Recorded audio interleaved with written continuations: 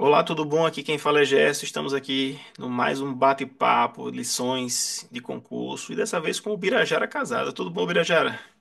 Tudo bom, professor? Como vai? É um Tudo prazer jóia. estar aqui no seu bate-papo, né? Comum, já vi lá no YouTube que tem vários e vários entrevistados de várias carreiras diferentes, de várias histórias diferentes, que todas levam para o mesmo caminho, que é estudar para concurso e passar. Estou muito feliz em poder conversar contigo hoje. Exato, obrigado. Birajara, eu sempre começo com uma pergunta, a pior de todas, né? Durante a sua trajetória, depois a gente vai para o começo e tudo mais, mas durante a sua trajetória, assim, o que que você achou de mais difícil, angustiante, na sua trajetória de concurso? Então, essa é uma pergunta muito perspicaz e, sendo bem sincero, eu nunca pensei sobre o que foi mais difícil. Mas, Hum, para ser bem sincero, hum, pensando agora, o mais difícil foi, tipo, como eu sou de uma hum, origem muito humilde, eu sou de uma hum, de uma família muito humilde, e na minha família ninguém chegou para mim para dizer, ó, existe concurso hum. público, é assim, assado. O mais difícil foi visualizar a concretude daquilo que eu plantava dia após dia. Mas como eu não me preocupava muito com o resultado, a aprovação, isso acabou sendo meio que maquiado. Então, assim, eu não sofri na minha preparação. Mas pegando agora de supetão, já que as nossas perguntas não são vistas antes, ou seja, Combinado, né? tudo de surpresa mesmo, isso é muito bom, porque fica registrado a reação real. Hum, Não teve nada que foi, tipo, mais doloroso, difícil. Difícil era a pressa, porque, veja, é o que eu digo mais ou menos para os meus alunos. Você pode ser a pessoa que vai estudar e tem condições financeiras, você pode ser a pessoa que. Eu tenho um aluno de mentoria individual que estuda 8 horas por dia. O pai disse: não precisa trabalhar. Você aqui, ó, tá aqui todo o livro, é edição 2030, beleza, a gente manda buscar. Estudante Não tem problema, profissional, não. né? É o concurseiro profissional. Mas essa pessoa que tem tudo pronto também tem pressa de passar. Porque todo mundo tem pressa de se realizar profissionalmente, todo mundo tem pressa de querer ter acesso ao cargo, de ter a remuneração, o status que o cargo traz. Então, acho que o mais complicado na minha época de estudo foi esperar todo o meu sonho se tornar realidade. Mas eu acho que eu me dei bem nessa espera. Então seria a espera. Sim, seria, Eu seria acho, a espera. acho interessante que você foi a primeira resposta diferente de todo mundo que eu conversei até agora. Porque eu, assim, foi unânime. Tem a ver, mas não é 100% a ver. Que era. Todos me responderam a incerteza. Eu não sabia se Não, ia ser aprovada. então, aí isso eu não tenho, eu sempre tive certeza que seria. Perfeito. Porque, e digo, quando o mais difícil para mim foi a Hum, espera, e não significa dizer hum, que eu não tive dificuldades, porque, como eu hum, falei, eu sou de uma origem muito humilde, eu não tinha grana para estudar. hum. Os alunos olham para mim e dizem assim: professor, você fez curso? Eu disse: não. Então, se você não fez curso, por que você é professor de curso? Eu digo: porque eu não fiz, porque não tinha grana. Não era porque eu não queria, não.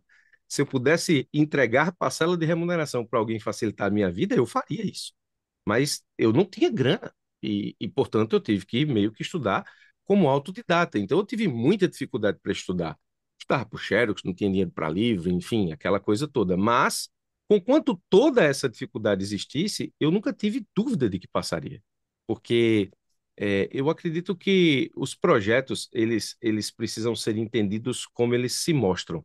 Acredito que a incerteza no passar, a incerteza de ser aprovado, decorre muito mais de uma estratégia de escolha de estudo real. Se eu escolho fazer concurso meio que na loteria, e loteria é aquele negócio, eu posso ser sorteado ou não, eu posso passar ou não. Então, talvez no início da preparação, no início do trajeto, a gente use meio que a lógica da loteria em concurso público, e aí a gente fica naquela expectativa se vai dar certo ou não.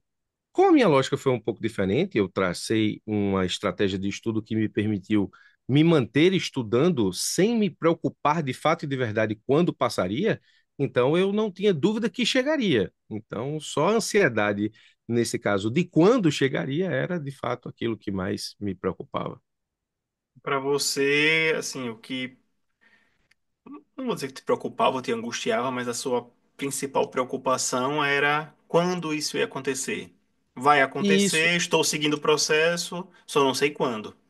E isso, porque também é o seguinte, eu sempre tive a verve de professor, sempre, sempre. Eu comecei a ensinar Uhum, física, química e matemática para os meus colegas de segundo grau na biblioteca do uhum. Marista Pio Décimo. Então, eu sempre tive esse lado de professor. E eu sabia que no momento em que eu passasse no concurso da advocacia pública, que também foi sempre o que eu quis fazer, eu iria enveredar também pelo magistério da advocacia pública, seja de ensino superior, seja de mestrado, doutorado, e eu até tentei ir para essa área, mas não me dei muito bem, porque normalmente o interesse dessa área é diferente de concurso. Eu gosto de concurso porque concurso é matar ou morrer. Ou você mata ou você morre. É. Mas, em tese, ali existe uma batalha, e eu gosto desse clima de batalha do concurso. Mas a ansiedade também vinha do fato de saber que quanto mais cedo eu passasse, mais cedo eu conseguiria colocar em prática o meu projeto de me tornar professor. Não, perfeito. E como é que começou essa história com o direito para você? Então, aos 6 anos de idade, eu assisti um filme de advogado, né, com meu pai e a minha mãe. E quando eu vi o cara falando e convencendo todo mundo e quebrando argumentos e todo mundo prestando atenção no que ele estava dizendo, eu com 6 anos disse, rapaz, eu quero ser como esse cara aí, eu quero fazer o que esse rapaz faz aí. O que é que esse rapaz faz? Aí minha mãe disse, ele é um advogado. Sendo que não existia advogado da minha família, minha mãe é dentista, meu pai era funcionário de empresa estatal, então, nesse caso, a gente não tinha nenhum tipo de ligação com o mundo jurídico, nenhum. Mas só aos 6 anos eu coloquei aquilo na cabeça. E aí, o que é que acontece? Eu sempre fui muito curioso mesmo. E, assim, descobri muito cedo na vida que o estudo era o meu superpoder. Como eu te falei, eu sou uma pessoa de uma origem muito humilde e comecei a me interessar por livros. Também sou filho do meio, e aí, filho do meio, você sabe como é aquele sanduíche, né? Ou seja, o menor, o caçula, é o que tem de mais lindo na casa, a maior é a que tem importância, o filho do meio fica ali meio esquecido. E no meio do meu esquecimento, em relação ao contexto familiar, eu me encontrei nos livros. Então, durante muito tempo e muito cedo, eu comecei a ler livros complexos, ainda pequeno, filosofia, sociologia, e aquilo me abriu um mundo que eu não conhecia. Mas mais que isso, essa nem foi a experiência fundamental para mim nos estudos. Aí, para falar no direito, eu preciso falar da minha experiência com o estudo. Quando eu comecei a conversar com pessoas mais velhas e elas começaram a parar para prestar atenção no que eu dizia, ainda novo, ainda garoto, isso me chocou. Eu disse: bom, se estão parando para prestar atenção no que eu estou dizendo, então é porque eu estou fazendo a coisa certa. E isso despertou em mim um superpoder. Foi quando o conhecimento veio para minha cabeça e eu fui atingido como um raio nesse momento, dizer o seguinte: se eu sou uma pessoa que sei as coisas, então eu sou uma pessoa importante, eu sou uma pessoa que sei conversar, eu sou uma pessoa que posso efetivamente fazer parte de uma sociedade que até então não me era acessível por conta da minha condição financeira, do bairro que eu morava, coisa parecida. Então, isso me pegou como um raio. O direito veio justamente antes disso, com os 6 anos, e aí eu comecei a juntar as coisas. E aí comecei a estudar filosofia, comecei a estudar sociologia, comecei aquele livro O Mundo de Sofia, né? Para quem está iniciando lá nos estudos de filosofia, eu consumi aquele livro várias e várias vezes para Maravilhoso poder aquele livro. entender algumas coisas. E ainda no segundo grau eu queria fazer direito e eu tinha uma certa facilidade no que diz respeito a conhecer as coisas. Por quê? Como falei de novo, a minha origem humilde me gerou um problema, que foi o seguinte: como eu queria ser advogado, como eu queria ser, na verdade, do mundo jurídico, e naquela época, com 6 anos, eu não sabia que existia carreira jurídica, só sobrou ali no vídeo do filme O Advogado, é, a, ao sair do segundo grau, a minha mãe, ela queria muito que eu fosse para a escola técnica, porque a escola técnica era pública, nesse caso, e aí, nesse caso, como não tinha grana para pagar a educação em casa, eu me dirigi à escola técnica, sendo que no vestibular da escola técnica, como eu queria direito, e eu era muito estudioso, só tirava nota alta, eu fui para o vestibular fazendo assim, eu fazia questão, por exemplo, questão de matemática, o resultado era 24, então eu fazia questão, via o resultado 24 e marcava o gabarito 10, para errar e não passar, porque eu sabia que se eu passasse na escola técnica, o meu sonho de fazer direito ia por água abaixo. Bom, enfim, fui reprovado. como castigo, a minha mãe disse o seguinte: beleza, você foi reprovado, e eu tenho certeza que você foi reprovado porque quis, porque não faz sentido. Essa nota não reflete o seu desempenho. Eu podia ter feito um cálculo de, tipo, ter perdido por pouco, mas, tipo, era como se eu tivesse tirado uma nota 2 no espaço amostral de 10. Então, ela percebeu que foi proposital. E aí, ela me colocou numa escola também técnica, Academia de Comércio, para fazer técnico em administração. Eu fui, portanto, iniciar a minha formação em técnica e administração. Isso consumiu meu primeiro ano do segundo grau, né? Ou seja, o que seria, na época da gente, o primeiro ano científico. E quando eu estava lá, eu me senti muito mal, comecei no meu quarto a fazer umas inscrições tipo de prisioneiro. Sabe aquelas inscrições de prisioneiro, um, dois, Hum, três, 10, aí o 10 você risca e depois conta mais 10. assaltante. Certo dia minha mãe chegou no quarto e fez: o que é isso aqui? Eu disse: não, estou contando os dias aqui que eu sou prisioneiro. Aí ela disse: não, você não é prisioneiro. Eu digo: eu sou um prisioneiro intelectual. Eu queria fazer direito e não posso. Então, estou contando os dias aqui na esperança que um dia isso acabe. Eu soube que minha mãe ficou muito triste com isso e no outro dia ela chegou para mim e disse assim: muito bem, então vamos fazer o seguinte: eu vou me virar aqui e você procure um colégio de segundo grau para que você possa, nesse caso, estudar e fazer o vestibular para direito. Eu disse, tudo bem. Aí eu fui procurar e decidi fazer o Pio 10. Fiz o teste de seleção do Pio 10, e passei no teste de seleção do Pio 10, e quando foi para ser admitido no Pio 10 no segundo ano científico, o irmão Joaquim, diretor da instituição naquele momento, chegou para mim e disse assim: ó, Birajara, muito bem, seu teste aqui foi muito bom, mas a gente não tem como lhe aceitar, porque como você veio de uma escola técnica, você não tem nota de física e matemática e química. Então, eu não tenho como lhe receber faltando a nota de física e química do primeiro ano. Aí eu disse para ele: bom, irmão Joaquim, se existe alguma solução, se o senhor quiser aplicar uma prova comigo, para que eu possa, nesse caso, uma prova com relação ao assunto do primeiro ano, para que se eu atingir a média, o senhor receba isso como minha média e me aceite. Aí ele chamou os professores da época, Genildo e outro professor, e eles vieram fazer um bate-papo comigo, dizendo: não, é possível, sendo que a gente vai ter que fazer o seguinte: a gente vai fazer uma prova do ano inteiro, daqui a 30 dias, de física e matemática, de física e química, e a nota que você tirar vai ser justamente a sua média para saber se você vai ser aprovado aqui ou não. Bom, foi feito isso. Eu peguei um livro emprestado de física, um livro emprestado de química, e eu tive que aprender física, química, sozinho, de forma autodidata, em 30 dias, de todo o assunto do primeiro ano científico. Fiz a prova 30 dias depois, tirei 10 de física, 10 de química, mas isso me deu uma vantagem muito grande, porque enquanto todo mundo decora as fórmulas de física, decora as construções de química, eu tive que aprender no livro, e ao aprender como aquilo funcionava, eu consegui, nesse caso, levar isso para o segundo ano. Fui aceito no Pio 10 com essas notas, e já no segundo ano eu peguei e tirava muito boa nota em física, química, matemática, principalmente a maior dificuldade de todo mundo. Tinha um grande amigo meu, Bruno, lá. Bruno uma vez me pediu fila e eu disse: Bruno, eu não posso te dar fila, porque eu já estou aqui nessa condição. Olha de onde eu venho, olha como eu fui recebido aqui. Se o irmão Joaquim me pega te dando fila, o que é que eu faço? Me diz o que é que eu faço. Agora, o que é que eu posso fazer com você? Eu posso ir para a biblioteca à tarde do Pio 10, aí eu te Ensinar. ensino física, química e matemática. Bruno, que tirava 2, 3, passou a tirar 8, 9, 10. A turma toda ficou assim: como assim? Quem tá dando fila para Bruno? Bruno disse: não, é Bira, né? Meu nome é Birajara, mas todo mundo me conhece por Bira. Bira tá me ensinando aqui na biblioteca do Pio 10 à tarde. E aí a galera perguntou se podia ir, eu disse que podia. Ok, tudo bem, sem problema, vamos lá. Daqui a pouco estava a minha turma inteira estudando comigo física, química e matemática do segundo ano do científico na biblioteca. Até que, juro que termina a história já já. Não, fale à vontade. Tenho pressa A- nenhuma. até que É. eu tive um outro problema com isso, que foi o seguinte. Quando eu estava ensinando ao pessoal, o pessoal naturalmente começou a tirar notas melhores. Aí um colega, ele começou a bagunçar na aula de física. E aí tinha um professor, que eu não me lembro o nome, mas me lembro do apelido, era Drup. Hum.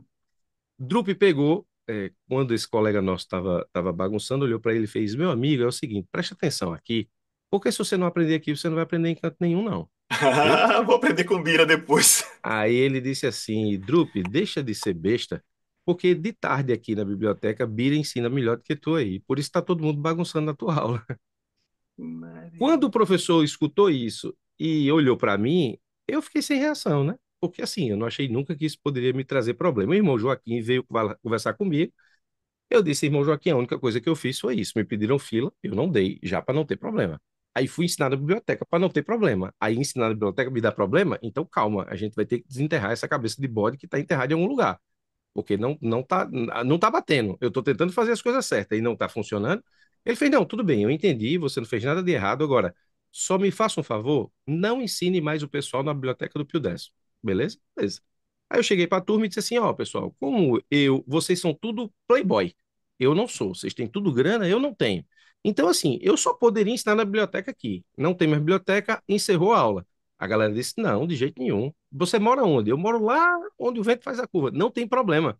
A gente vai Vamos. pegar você lá, vai pegar você, vai trazer para nossa casa, a gente estuda em algum lugar, depois deixa você em casa e tá tudo certo. Quando eu comecei a ministrar aula para a minha turma, para os meus amigos, na casa deles, as mães começaram a ver e começaram a me indicar para as mães de fora, de gente que eu não conhecia. Foi aí que eu comecei a me tornar professor de reforço de física, química e matemática, e com isso comecei a ganhar dinheiro que, nesse caso, me sustentou até o final da faculdade de E Direito. as matérias que você aprendeu sozinho, né? E as matérias que eu aprendi sozinho, porque eu tive que aprender sozinho, mas antes disso, Gerson, e aí, assim, eu sempre eu conto isso às vezes em algumas lives para os meus alunos.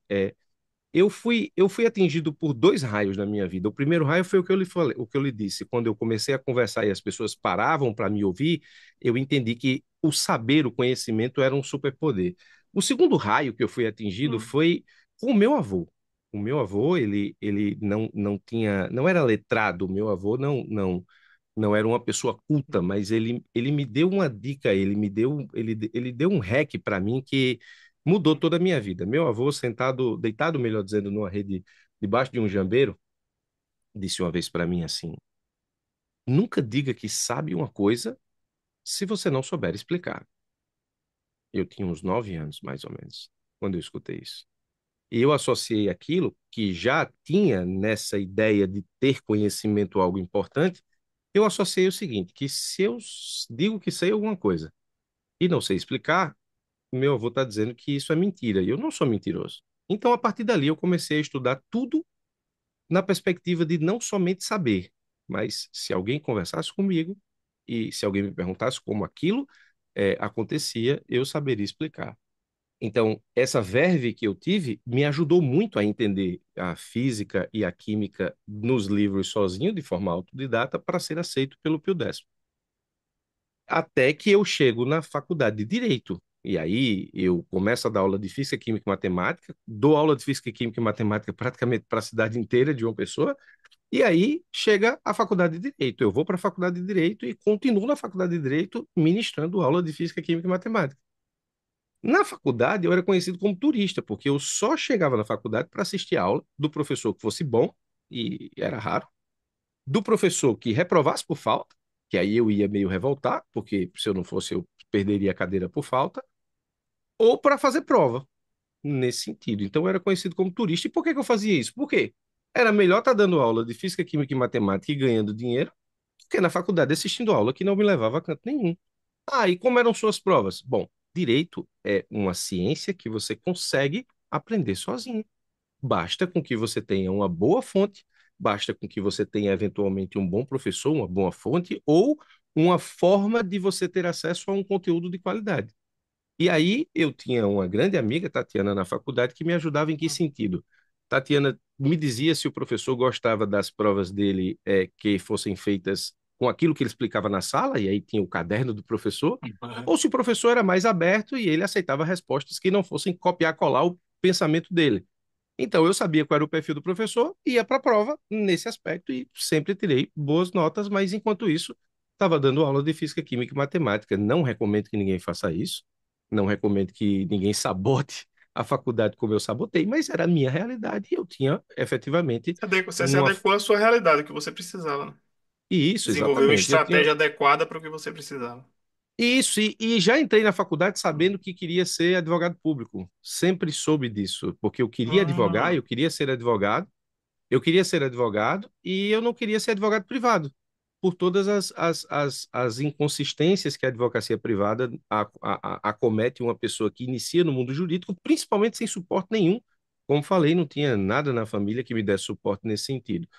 Então, o jeito de advogar, mas sem ser na Hum. advocacia privada, era me tornando advogado público e, portanto, desde cedo pensei na advocacia pública e digo isso com muito orgulho. Na época que a advocacia pública pagava mal, na época que praticamente ninguém recebia honorários, na época que advogado público praticamente só apagava fogo e, tipo, chegava a 300 milhões de contestações, a galera só conseguia fazer metade, ninguém sabia o que era uma Procuradoria-Geral do Estado. Hoje, não, hoje tudo mudou, mas na época em que eu procurei a minha paixão sem pensar na remuneração, que é o que eu digo muito para os meus alunos fazerem. Por quê? Se você tem uma paixão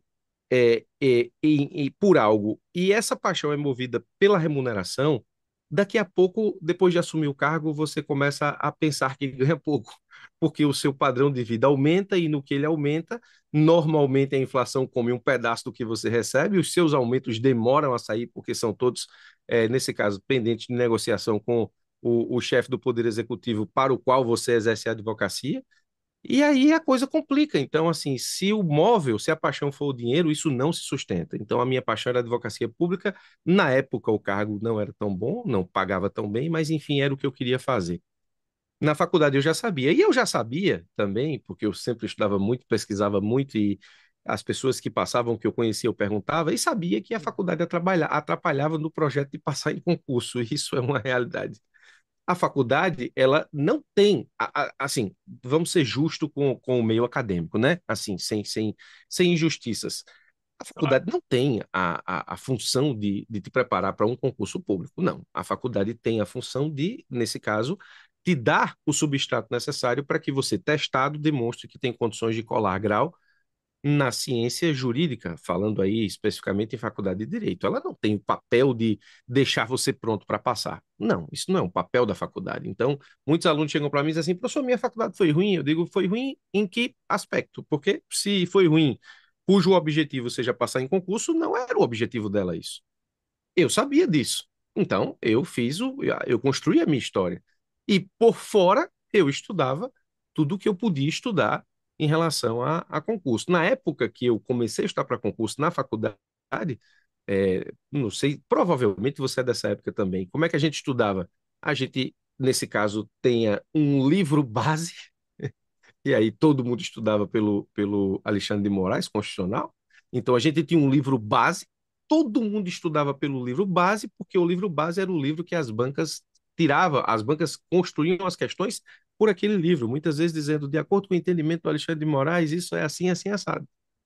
E aí, nessa época do concurso, da existência desse estudo, concurso era um negócio meio, digamos, preto no branco. É tanto que eu me lembro muito que nessa época, quem tinha grana saía daqui, por exemplo, do Nordeste, ia para São Paulo, aí ia São fazer um Paulo, é. Marcato, ia fazer um Hum. LFG da vida, e aí passava 6 meses lá, 7, 8 meses, um ano, aí saía e passava para juiz, promotor, procurador, defensor, passava em tudo. E depois escolhia o carro que ia. Então, na época que eu comecei a estudar e pensar em estudar para concurso, era assim. Quando eu fiz a prova, já era uma outra realidade. No meio disso, teve outra realidade. E hoje a realidade é totalmente diferente. Mas é o que eu digo para os alunos normalmente. Eu tenho experiência para te dizer a coisa como era, como se transformou, como é e como essa transformação aconteceu.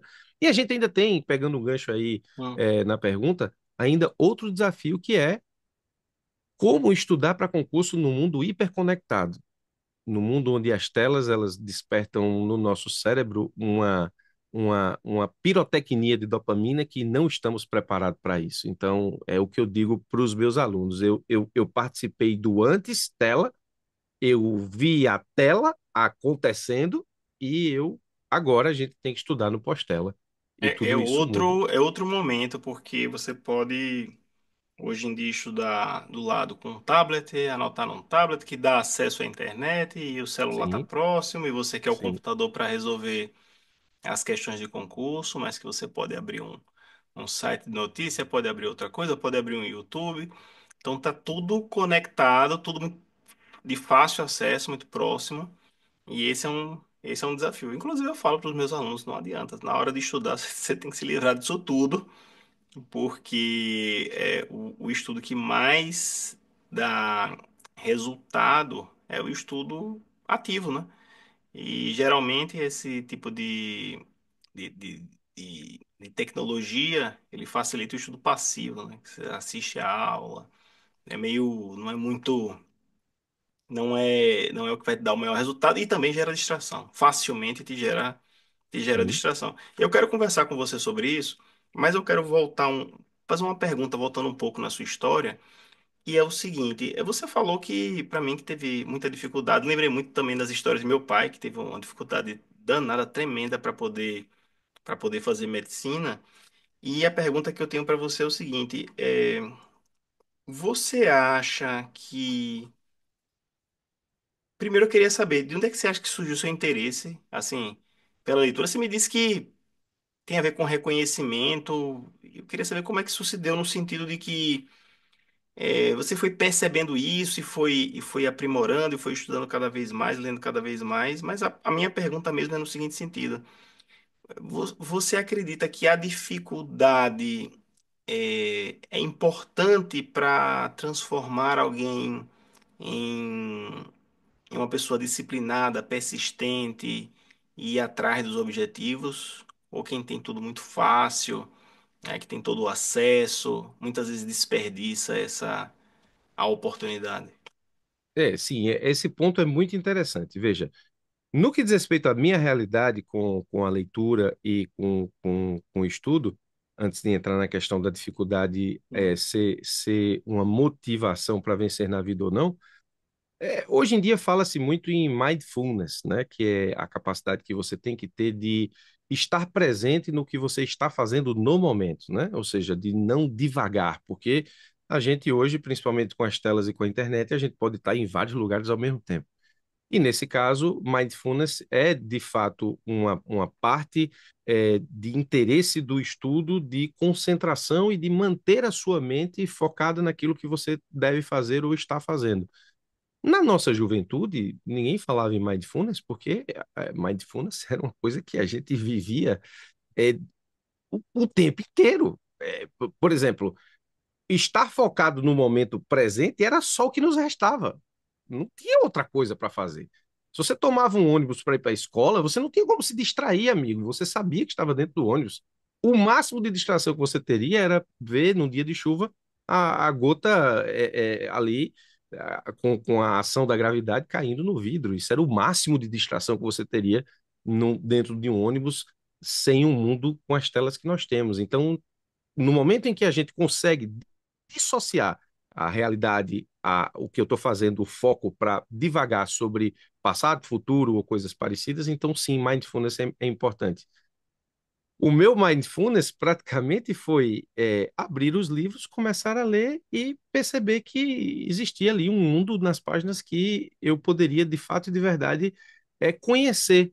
Como a minha infância foi com muito pouca oportunidade, inclusive de brincadeira, me restava o futebol, que eu gostava muito e praticava, mas em um momento ou outro eu acabei abrindo o livro, acabei gostando de ler, e aquela imaginação que o livro me fazia produzir gerou em mim um encantamento. Tanto o próprio Einstein diz, né, que a imaginação é mais importante do que o conhecimento. Eu tive um pouco essa experiência no meu início com a leitura. A dificuldade, ela, em relação a projetos de vida, ela é uma motivação muito poderosa para que você possa conquistar aquilo que você vê ao seu alcance. É, tanto no que diz respeito a ser motivação para alguém que sai de um ponto A para B, quanto para mudar uma realidade. Na verdade, eu sempre digo para os alunos o seguinte, ó, estar insatisfeito com a sua vida atual é um pré-requisito para que você tenha motivação necessária para encarar um projeto de longo prazo e fazer isso se transformar em concretude na sua vida. Então, a dificuldade é uma motivação gigante. E motivação aqui, eu normalmente digo isso para os meus alunos também, não é um sentimento, porque muita gente confunde motivação com disciplina, como se motivação fosse um sentimento e a disciplina fosse, nesse caso, o fazer o que tem que ser feito. Motivação não tem a ver com sentimento, motivação é exatamente o que o nome diz, é um motivo para a ação. Qual é o meu motivo para agir? Se o motivo para agir for melhorar a minha vida, porque onde eu estou não me cabe, porque eu não me sinto feliz, a minha dificuldade atual, ela não me dá uma qualidade de vida em que eu possa ser uma pessoa que me digo realizada, eu preciso transformar isso em um motivo para agir no sentido de cumprir etapas de um processo para sair daquela situação. Então, a motivação, nesse caso, sim, funciona enquanto necessidade para sair de um lugar para o outro. Então, a dificuldade funciona muito e funcionou muito para mim. Eu sabia onde eu posso chegar. E o segredo da vida não é de onde você parte, é onde você chega. Esse é o segredo da vida. Então, nesse caso, motivação enquanto dificuldade funciona. As pessoas que têm tudo na mão, elas precisam encontrar a motivação em outro lugar. Porque a motivação, no que diz respeito à dificuldade, para algumas pessoas realmente isso não existe. As pessoas não têm dificuldade, algumas pessoas não têm dificuldade em ter acesso a bons livros, a bons cursos, bons professores, a bons materiais, não têm dificuldade de viajar o Brasil inteiro para fazer prova. Algumas pessoas, de fato, não têm. Se essas pessoas não encontram motivação em outra coisa que não seja na sua realidade atual, a tendência é que elas sentem na realidade atual e essa zona de conforto seja justamente o impeditivo para que ela, nesse caso, entregue o que precisa entregar para sair de um lugar para outro. Então, quando eu recebo um aluno que tem uma dificuldade de vida, eu quero e mostro para ele que essa dificuldade pode se transformar numa poderosa motivação para ele sair do lugar. Se eu recebo um aluno, na verdade, na mentoria individual, que na verdade tem um outro aspecto, ou seja, é tudo prontinho, o meu trabalho com ele, inclusive a nível de neurociência, para mostrar para ele como é que o cérebro dele funciona nesse aspecto, é transformar alguma coisa que seja de fato e de verdade importante para ele como motivação para agir. Se ele não encontra, ele senta na zona de conforto. Tem que ter E um esse é o desconforto, problema. né? Tem que ter algum tipo, você tem que Tem. ter ou encontrar algum tipo de desconforto que você não queira conviver com aquilo. Que pode ser bril, né? Segundo o É, professor tava, Clóvis, pode ser bril. eu tava pensando nisso agora. Às Pode vezes ser a bril. pessoa, às vezes a pessoa talvez nem precise do concurso, mas ela não tem um lugar social importante que ela acha que é importante, representativo, e isso pode incomodar também. E isso, claro, lógico, ou seja, se eu sou uma pessoa que sei que tem um potencial para chegar em determinado lugar e eu não chego e isso me incomoda, utiliza isso como motivação. Esse é o teu motivo para agir. Então, isso independe se você tem dificuldade ou não. Se você tem dificuldade, esse é mais um motivo para você agir. Certa feita agora, recentemente no Hum, YouTube, eu até analisei neurocientificamente uma passagem que ficou até meio que mal compreendida por algumas hum, pessoas quando eu publiquei. Uma seguidora no YouTube, quando eu falei sobre motivação, colocou assim: essa parte é bem interessante. Ela fez: é, motivação para mim é o meu divórcio, professor. Eu vou mostrar para o meu ex-marido que ele dispensou, não sei exatamente se essa foi a palavra, mas que é. ele não vai ficar com uma procuradora bem-sucedida. E aí algumas pessoas foram lá no comentário dizer: estude pelos motivos certos, não pelos motivos errados. Esse tipo de motivo não lhe faz bem. E aí, neurocientificamente, o resultado é outro.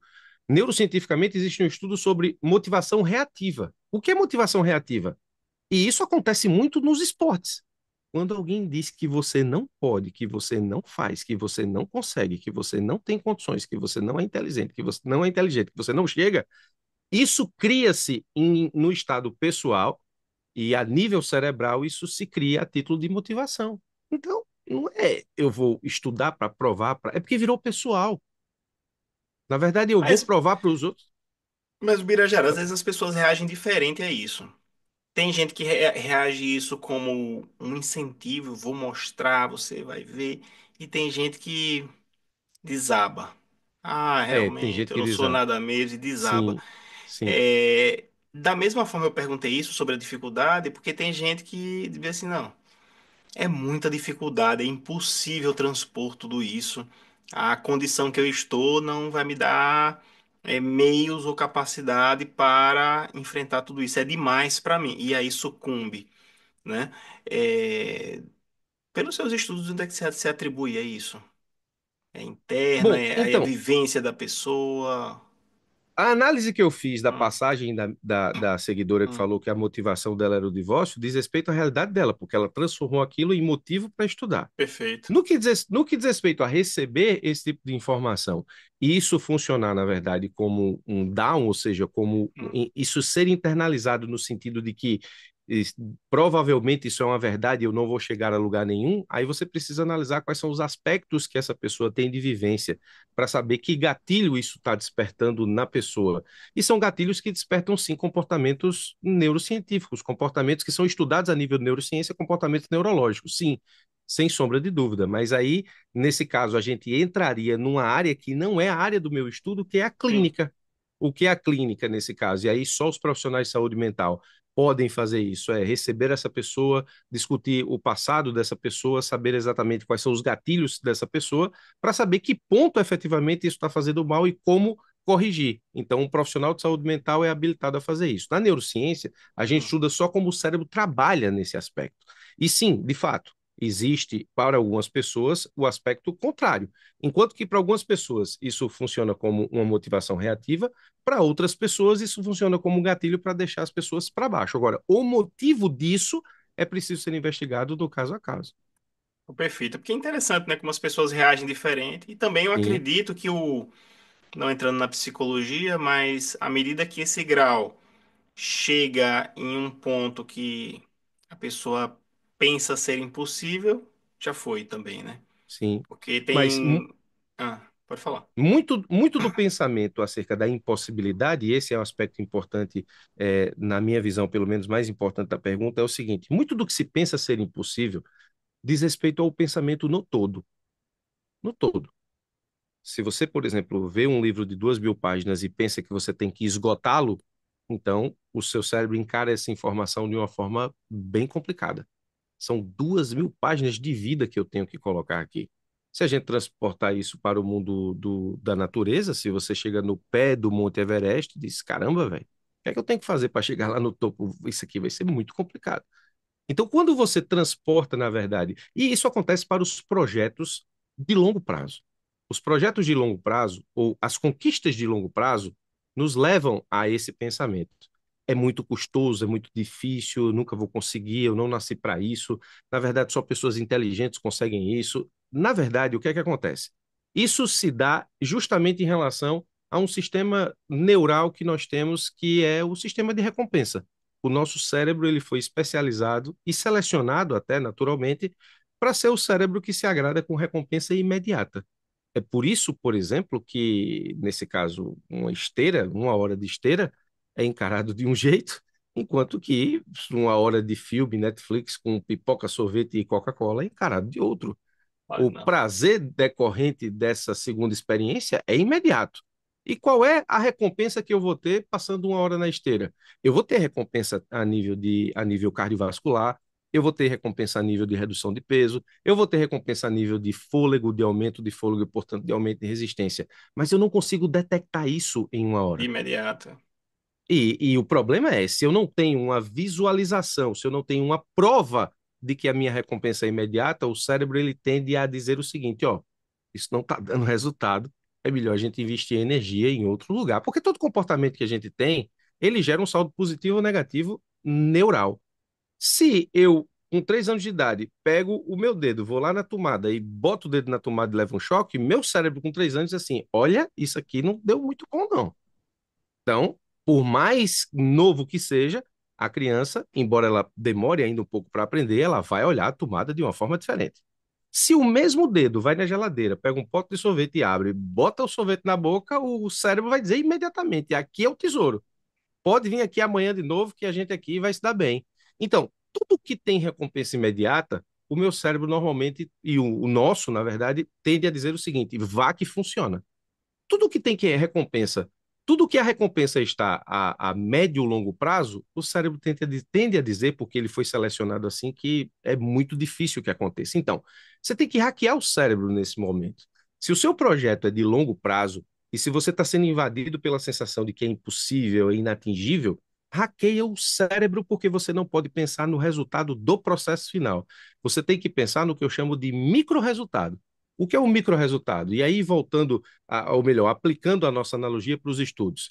Se eu Eu começo acho que hoje era até isso que eu fazia. Eu me preocupava, não sei exatamente o que você vai falar, mas quando eu estudava, eu me preocupava em, por exemplo, vou me agradar desse jeito se eu cumprir isso, me dava algumas recompensas, ou então Sim, procurava sim, recompensas, por exemplo, vou resolver as questões e ver se eu estou acertando aquilo, sim. sentir essa evolução pontual. Para e passo. É, Você sentia que estava evoluindo, ver os meus resumos, né? Eu gosto de anotar.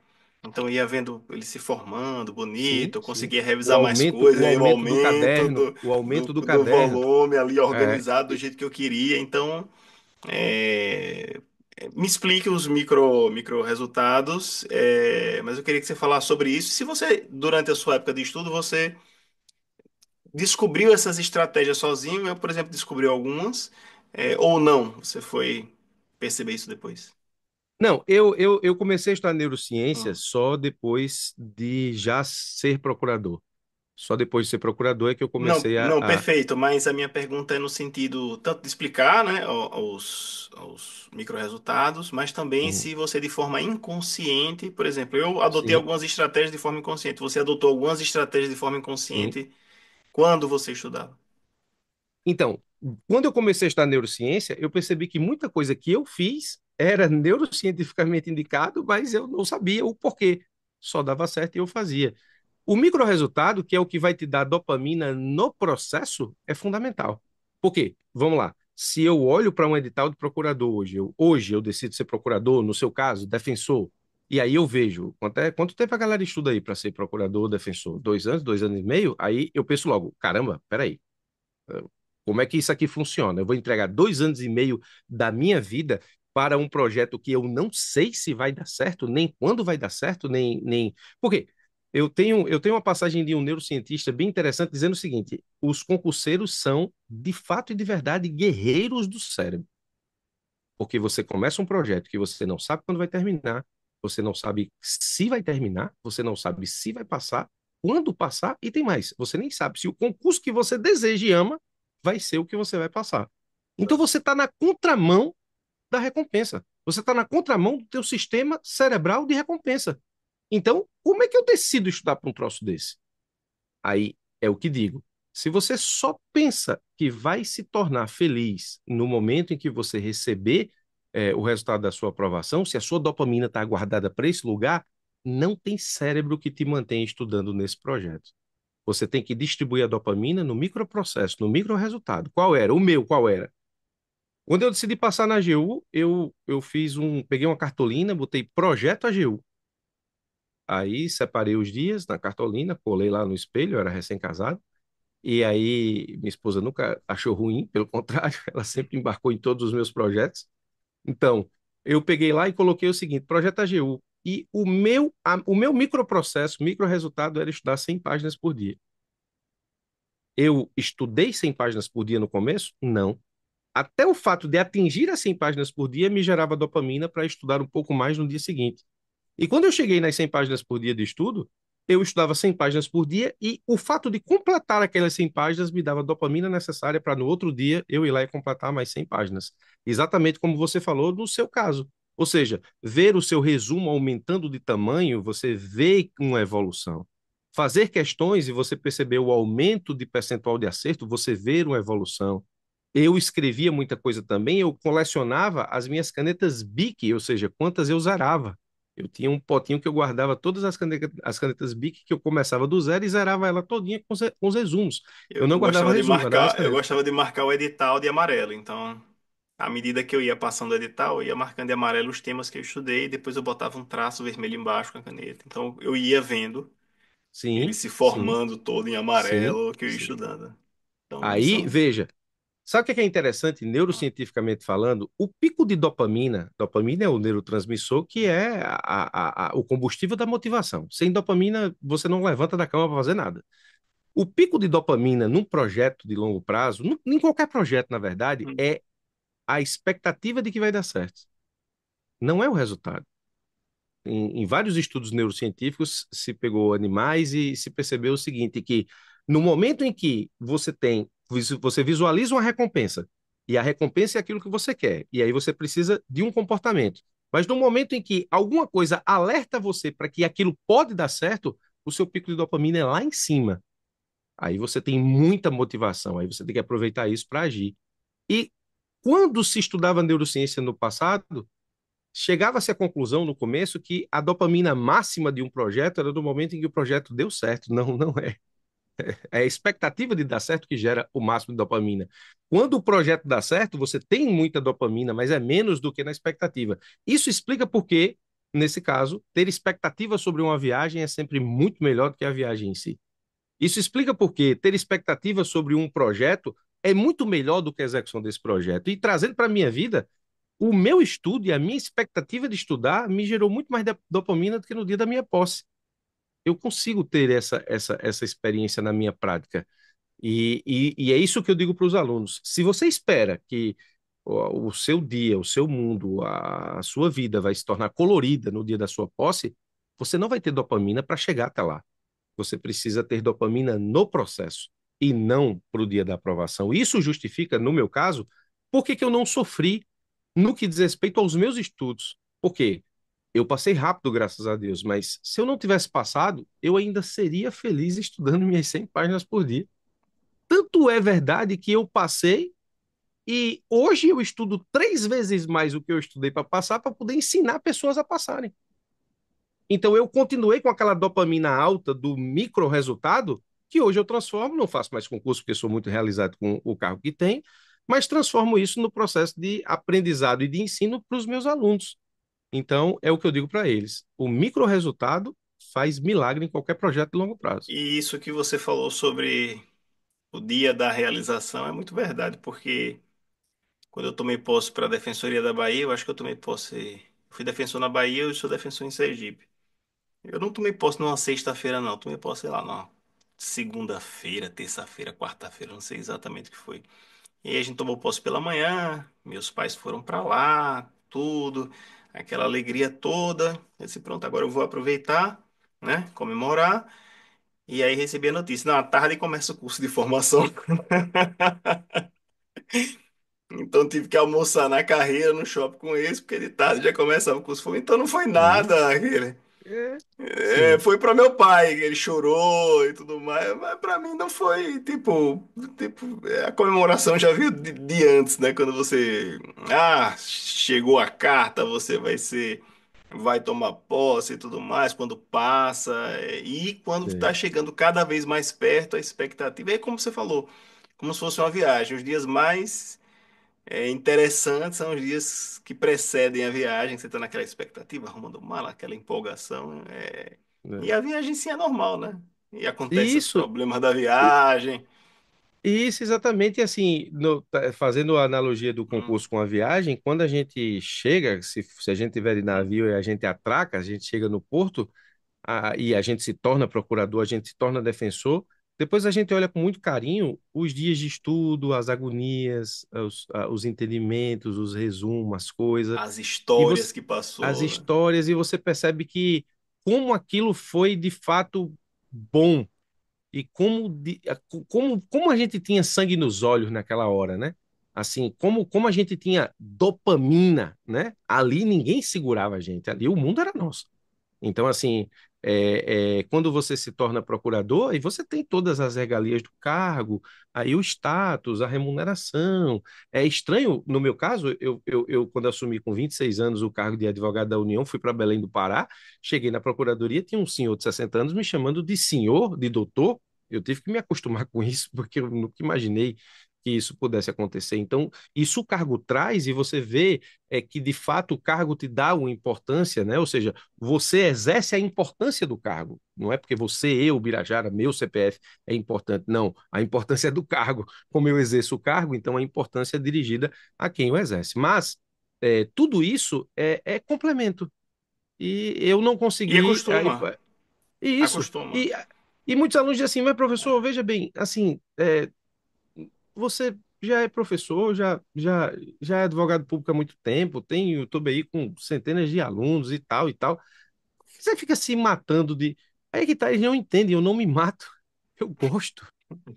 Eu faço porque eu gosto, eu simplesmente gosto. Eu não consegui me livrar das amarras da época que eu estava para concurso. Então, hoje, eu tento fazer com que isso seja revertido em conhecimento para as pessoas que querem passar.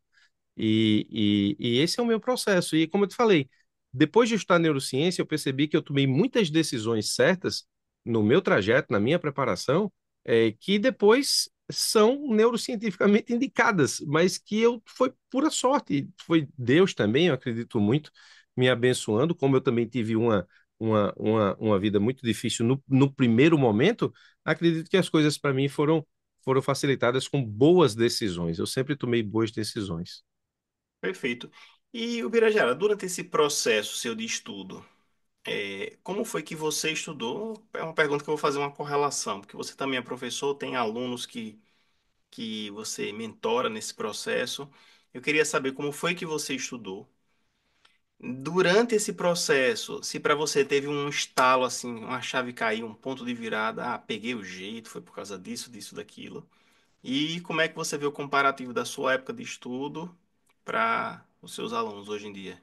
O que é que você acha que mudou? Se é que mudou alguma Bom, coisa para você? então, estalo de dizer assim, tô pronto, eu nunca tive. E eu acho Não estou difícil. pronto, mas tipo, estou no caminho certo. Porque, por exemplo, isso aconteceu para mim em um determinado momento. Vou contar como foi que aconteceu comigo para ver se Pronto, você pega a ideia. ok. Eu ia estudando para concurso, estudava, cada vez estudava mais, mas o resultado ele não vinha de uma forma que eu queria, eu estava num processo muito lento. E eu parei um momento e disse bem assim, eu não estou vendo uma evolução clara e estava começando a ficar desmotivado. E acredito que foi um estalo para mim, eu disse, eu vou pegar todas as provas e vou ficar procurando de onde é que a banca está tirando as questões. Nessa época eu estudava para analista.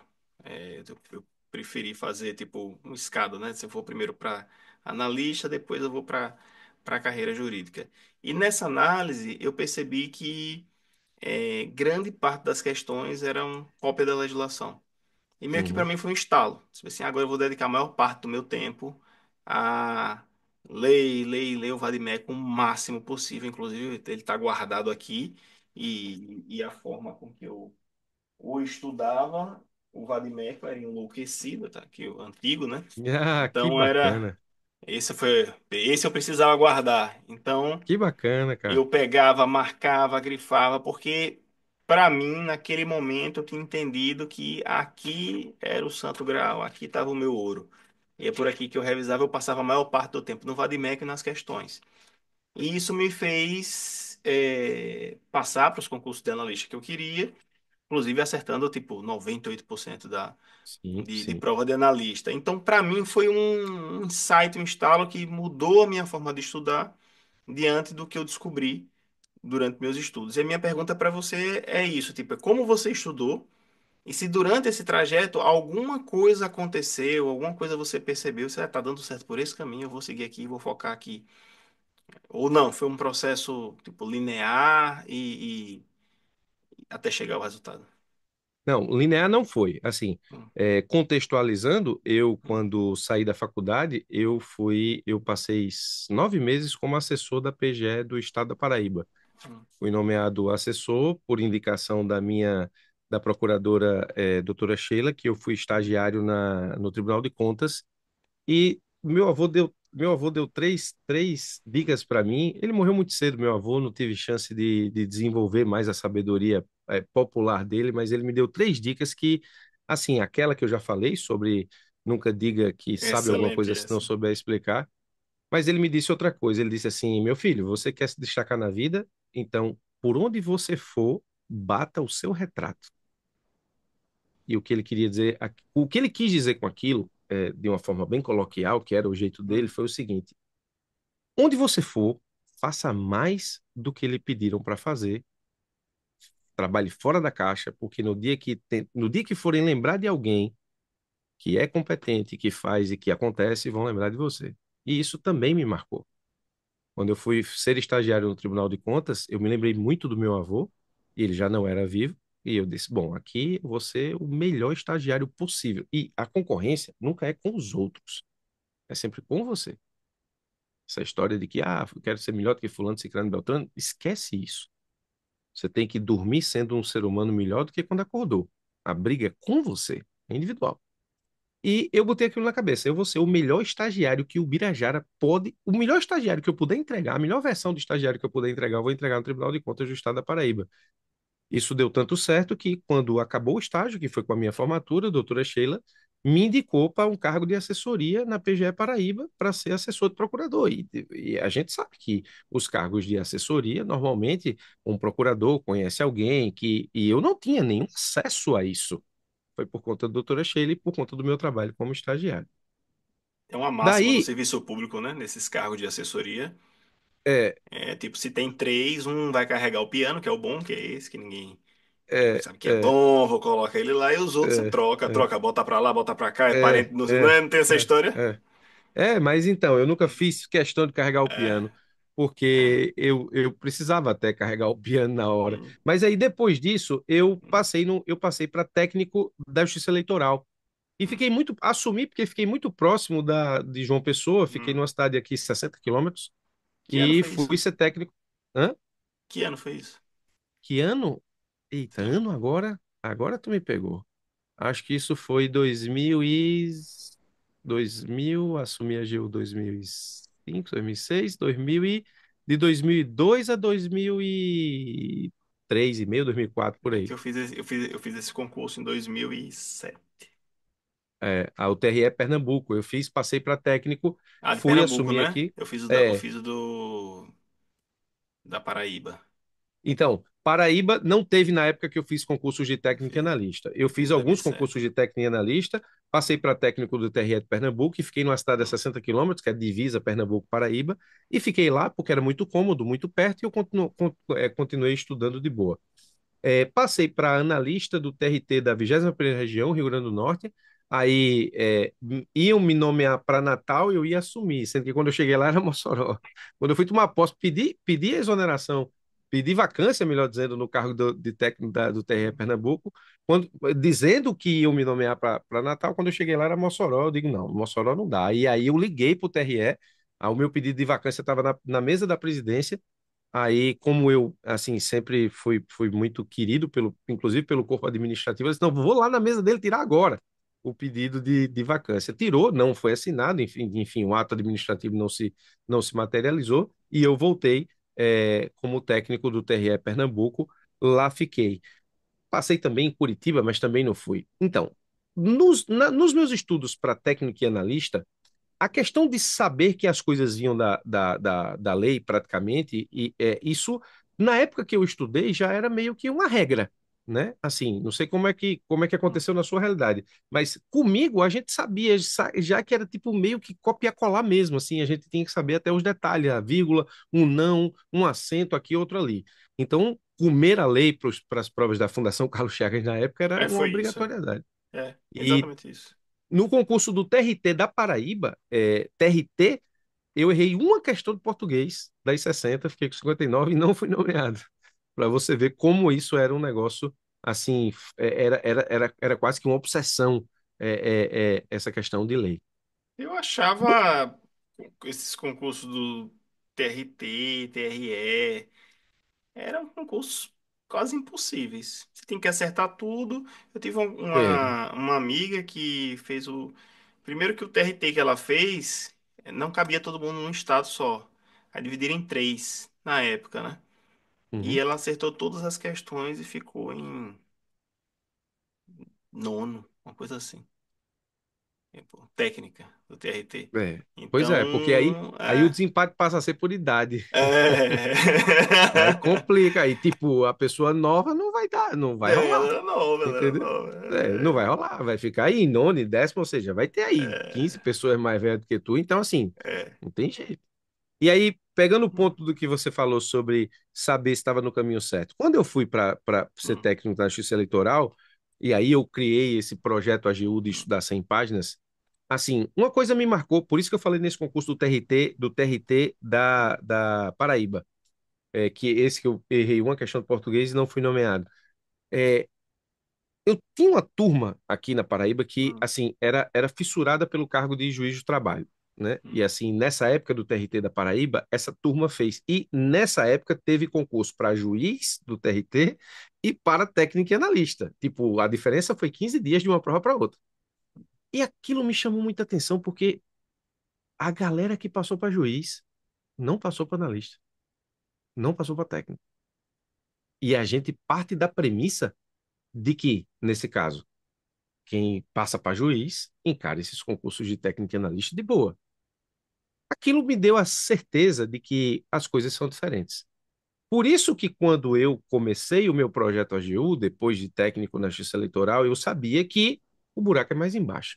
Aquele estudo de lei, aquele estudo de vademecum alucinado, aquilo serve para acertar algumas questões, claro.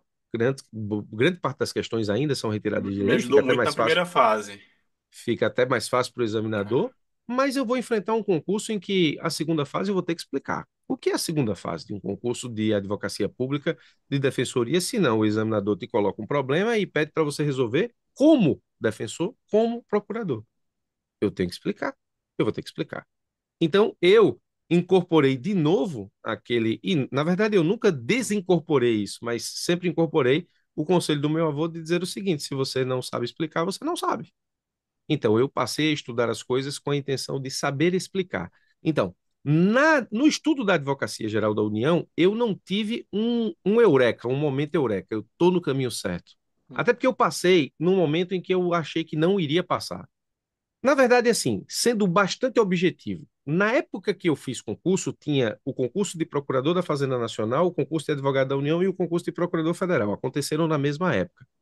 Eu comecei a minha preparação para a Procuradoria da Fazenda Nacional. E na parte de tributário, eu sabia tudo.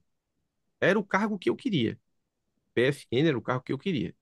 Depois eu peguei, não consegui fazer a prova, daqui a pouco eu explico. Depois eu peguei a prova, fiz a prova e com a pontuação que eu tinha, e fiz a prova simulando as mesmas condições da prova, eu teria passado também como passei para advogado da União. Mas no dia da prova, minha esposa estava grávida da minha primeira filha e eu acordei, tomei café, me preparando, ajeitando estojo, as coisas para poder ir para a prova. Ela teve uma dor na barriga, minha filha dentro da barriga dela. Eu liguei para minha mãe, não consegui falar, liguei para a mãe dela, não consegui falar, liguei para o médico, não consegui falar, e eu entendi que eu não tinha que ir fazer a prova. Porque não faz o menor sentido eu deixar minha esposa com a barriga doendo, com minha filha dentro e fazer uma prova de concurso, porque ali o meu papel de marido e pai é mais importante do que o futuro cargo que eu vou ocupar. E é o que eu digo para os meus alunos: um estudo sustentável, ele não anula os seus papéis sociais. Seus papéis sociais, eles permanecem. Eu tenho um aluno que é pai, tenho um aluna que é mãe, então, na hora que o teu filho precisa de você, você tem que cumprir o papel de pai. E você não pode colocar isso acima, você não pode colocar o concurso acima desse papel, porque de nada adianta passar no concurso e perder a criação do teu filho. De nada adianta passar no concurso e separar da tua boa mulher. E eu digo para os meus alunos: se você casou com a pessoa certa, concurso é secundário. Não perca a pessoa certa que você casou por causa de um cargo público, porque te garanto, não vale a pena. Mantenha o seu papel social, só não cria a desculpa de por conta desse papel social eu não estudo. Não Não. vou estudar.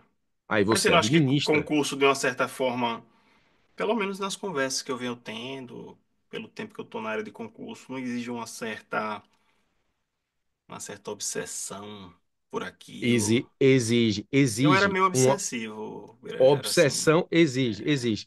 Na verdade, assim, você precisa ter obsessão, mas você precisa manter a racionalidade de saber qual é a hora não é frear, é tirar o pé do acelerador. Não é que anula as outras coisas, mas assim, eu só pensava nisso. Eu vivia pensando nisso. Então, eu pensava em concurso, em prova.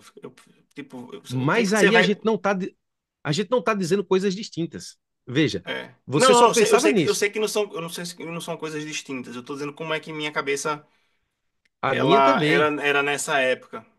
A minha também, mas, por exemplo, eu só pensava nisso. Sendo que minha esposa com a barriga doendo, minha Hum. filha dentro, eu só pensava em fazer prova, mas ao mesmo tempo eu sabia que eu não tinha Sabia o como que, deixar o ela que tinha que sozinha. fazer. É, não, perfeito, Isso, exatamente. exatamente. Ou seja, É. no seu caso, você só pensa nisso. Surge um problema com algum familiar, você vai lá, resolve. Não, Como você só pensa em concurso, você resolveria em 2 horas. Você resolve 45 minutos para voltar para estudar. Então, é o que enquanto eu tá digo para os meus. resolvendo, às vezes tá pensando até na. É, é isso, é o que eu digo para os meus alunos. Não anule os seus papéis sociais, mas você precisa administrá-los de forma a que o concurso se torne sustentável, o estudo para concurso se torne sustentável. Aí eu não fui fazer a prova da PFN e isso me deixou muito mal, porque eu queria a PFN. E eu sabia que tinha chance de passar, embora eu não me sentisse preparado. Eu estava plenamente preparado, eu só não me sentia. Mas eu estava plenamente preparado para passar. E naquela época era muito difícil estudar o direito constitucional tributário. Era muito difícil. O que é que eu fiz? Preste atenção o que é que eu fiz. Eu aluguei eu aluguei eu contratei uma TV por satélite que passava a TV Justiça, que não era via aberta, hoje é. Quando eu ia trabalhar no TRE, minha esposa ficava gravando as sessões do Supremo, e aí quando eu chegava, ela gravava no videocassete e depois eu via, selecionava só o que era importante para poder saber como o Supremo decidiu, para poder fazer as provas, porque nesse momento já se começava a cobrar jurisprudência de uma forma diferenciada. E aí eu não fui fazer a prova da PFN e aquilo me deixou muito mal mesmo, revoltado comigo, com Deus, com o mundo. Aí veio a prova de advogado da União. Aí eu pensei, velho, assim, ou eu faço a prova, ou eu zero essa história e faço a prova como se fosse a primeira, ou então eu vou ser reprovado só por raiva. Ou seja, eu não vou conseguir botar para fora as respostas. E aí fui fazer a prova de advogado da União e aí passei no concurso sem maiores dificuldades. Depois eu percebi por que que Deus não me deixou ser PFN, porque o PFN que eu queria ser, eu não poderia. Porque eu não sei se acontece com você, mas aqui, por exemplo, no Nordeste aqui que eu digo a minha realidade, quando a gente nasce, a mãe da gente pega aquela parte do umbigo, enterra no quintal de casa para a gente poder se sair e ter que voltar. Então, assim, eu queria voltar para o Nordeste. E voltando para o Nordeste, eu só conseguiria ser o PFN que eu gostaria de ser se eu tivesse em Brasília fazendo sustentação oral no Supremo e no STJ das grandes causas tributárias. Voltar para a primeira instância da Justiça Federal sendo PFN para trabalhar com execução fiscal todos os dias? Não, não, Ia eu ser não ia ser penoso. feliz. Eu não ia ser feliz, mas eu não sabia. E aí o que é que acontece? A carreira de advogado da União me dá a oportunidade de pegar matérias distintas demais, as coordenações são distintas, a gente estava falando sobre uma questão de saúde. Eu atuo na coordenação de serviço público, já atuei como servidor. Eu já tive a chance de, como advogado da União, defender a ONU em juízo, no acordo de cooperação que a ONU tinha com a União e, portanto, a AGU cedia os serviços de representação judicial e na mesma ação tinha ONU e União. Aí veja, para a União tinha prazo em dobro, para a ONU não. Então, eu tive essa oportunidade na Advocacia Geral da União, no cargo de advogado da União. E hoje eu entendo por que que eu não fui fazer, mas assim, eu nunca tive um momento eureka de dizer assim, ah, bom, eu tô no caminho. Até porque quando fiz a prova, não achei que passaria. E aí, esse é um ponto que eu trabalho muito com os meus alunos. A preparação não é um sentimento, a preparação é um fato. Ou você está preparado, ou você não está. Agora, dessentimentalizar a preparação para o aluno é totalmente impossível, porque ele é um ser humano. Então, ao mesmo tempo em que tem gente fazendo prova num time errado, porque tem gente fazendo prova no time errado. Tem pessoas que me procuram e já fizeram 10 reta final, fizeram 10 concursos e nunca passaram em nada. Ela está só queimando o dinheiro, quando na verdade deveria ter uma preparação prévia de base para poder enfrentar essas provas com chances reais de aprovação. Mas essa pessoa está sentimentalizando o quê? Ela encara concurso como concurso de prognóstico, como se fosse concurso da Caixa Econômica, né? Eu me Vai inscrevi, de recebi reta um número. final em reta final. E isso, eu peguei um número de inscrição ali, é como se fosse um número da Mega Sena da Virada. Muito bem, eu vou na Caixa Econômica na Mega Sena da Virada, eu tenho um bilhete. Eu posso me tornar milionário. Quantas pessoas não ganharam com um? Há uma chance. Na hora que eu faço inscrição no concurso, isso não é um bilhete da Mega Sena, não. Mas as pessoas fazem a fezinha, vão lá no Instagram e dizem: Senhor, olha a tua filha aqui de novo, olha teu filho aqui de novo. Esse é o momento ideal para abençoar. As pessoas encaram o concurso como um concurso de prognóstico.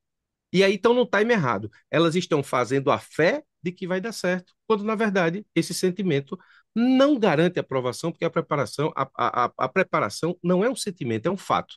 Do mesmo jeito, eu tenho aluno na ponta contrária. Tem aluno que começa uma preparação comigo de base e diz: professor, eu não vou fazer prova até eu ter o mínimo necessário para enfrentar a prova. Eu disse: ok, beleza. Quando esse momento chegar, eu te aviso. Aí chega o momento. Aí Aí não eu vai digo: ó, fazer. fulano, fulano, vamos lá, ó, tá na hora de fazer prova. Não, professor, eu não me sinto preparado. Eu digo: Preparado. beleza. De novo, não é um sentimento, é uma preparação. Se eu aplico com você as questões objetivas e subjetivas, que na minha mentoria é mais difícil do que a prova, e você se dá Você bem, tá no então, nível, é? filho, tá na hora de fazer prova. Então, essa é uma questão. Aí, me sentir preparado, nunca me senti. E foi uma surpresa ter passado rápido. Mas aí, eu nunca tive esse momento assim, tipo, eita, é aqui. Por quê? Eu foquei tanto naquele micro resultado, 100 páginas por dia, que é como eu lhe falei. Se eu não tivesse passado, eu estaria ainda estudando minhas 100 páginas por dia até hoje para passar na Advocacia Geral da União. Eu tô anotando aqui que você falou uma frase muito legal. Depois eu vou falar aqui pra você e você vai dizer. Não, você falou muito. São muitas histórias assim, as minhas, né? É. Se falar de história de magistério de aluno, aí Ixi. isso vai para as 5 horas de conversa. Depois, Ira, se for o caso, e se a audiência permitir, a gente marca a parte 2. não, a gente vai marcar uma parte 2. Rapaz, que bate-papo maravilhoso aqui com você.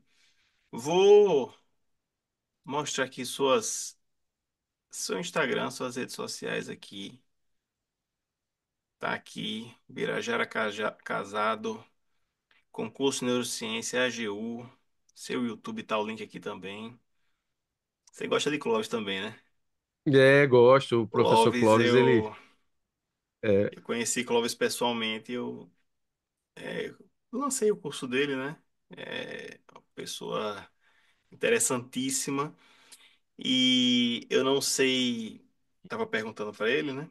Que rola as aulas que ele dava, hum, não na faculdade, eu acho que era na Casa do Saber, as antigas. O hum. pessoal gravava num gravador e essas aulas dele rola, Eita, né? caraca, Aí você vê assim, isso não, se é eu não uma souber relíquia. se eu não souber, você pode escutar. E eu tenho essas aulas gravadas, né? Que ela Caraca, que rola pela massa. internet. Aí É. não estou dizendo que vou dar, mas se você me pedir, eu te dou. São, são aulas incríveis sobre Bourdieu. Ele fez o doutorado dele, acho que com 20 e poucos anos, na França, com Bourdieu, que é um sociólogo Sim, prestigiadíssimo sim, sim. na francês, né? Dizem que depois de Sartre foi Bourdieu. Sartre na filosofia, Bourdieu na sociologia. E as histórias que ele conta sobre essa época e sobre as teorias de Bourdieu são muito interessantes. Depois a gente conversa sobre isso Eu imagino. Não, em nunca tive off. chance de. E eu Nunca conversei tive com chance. ele. E eu conversei Nunca com ele tive chance sobre. de conhecer o professor É, Clóvis pessoalmente, mas é, me lembro que eu lhe acompanho há muito tempo já, é. na internet, Hum, assim, tanto o seu canal no YouTube quanto o seu Instagram. E eu me lembro de um vídeo que você fez no YouTube com o professor LFG. sim, E eu vi o vídeo, assim, e quando ele se foi, eu me lembrei desse vídeo. E, assim, foi uma pessoa que marcou muito, embora eu nunca tenha tido a chance de sequer estudar com ele, porque eu não tinha grana para isso, mas sempre foi uma pessoa que me inspirou muito, tanto no que diz respeito à ideia do que eu tinha em mente, né, de exercer um cargo público e de ser professor. Então, assim, eu tive uma boa inveja daquele momento seu com o professor LFG e fico feliz que você tenha tido aí a chance de conhecê-lo e de LFG aproveitar foi da sabedoria dele. LFG era um cara assim, ele pensava muito à frente. Impressionante. Nas Sim, conversas que eu tive com ele, ele enxergava à frente as coisas, né? Como não só como professor, mas como empresário, né? sim. Como ele via o mercado, as coisas que ele conseguiu antecipar, são incríveis, né? Ele colocou tudo que ele tinha no satélite, né? Que foi uma visão do Sim, sim. futuro. E na verdade É, dizem, não sei se é verdade, mas é, provavelmente é, que ele levou a ideia ao dono do curso e ele me falou. o dono do curso disse: Da "Não, eu Damásio. não vou transformar meu curso num telecurso 2000 não". Aí ele Foi. disse: "Não, mas então eu quero o telecurso 2000 e ele Ele na verdade levou, ele ele foi a levou para primeira onda, Damásio. é, Foi. Ele ele foi a levou primeira onda de não, pode falar, pode falar. pode falar, desculpa. A história que ele me contou, ele levou para Damásio. Damásio falou algo similar a isso, não lembro exatamente como foi, mas ele não quis. Ele disse, tá, tudo bem, ele era professor do Damásio, né? Então ele Uhum, disse, não, tudo bem, vou fazer meu doutorado na Espanha.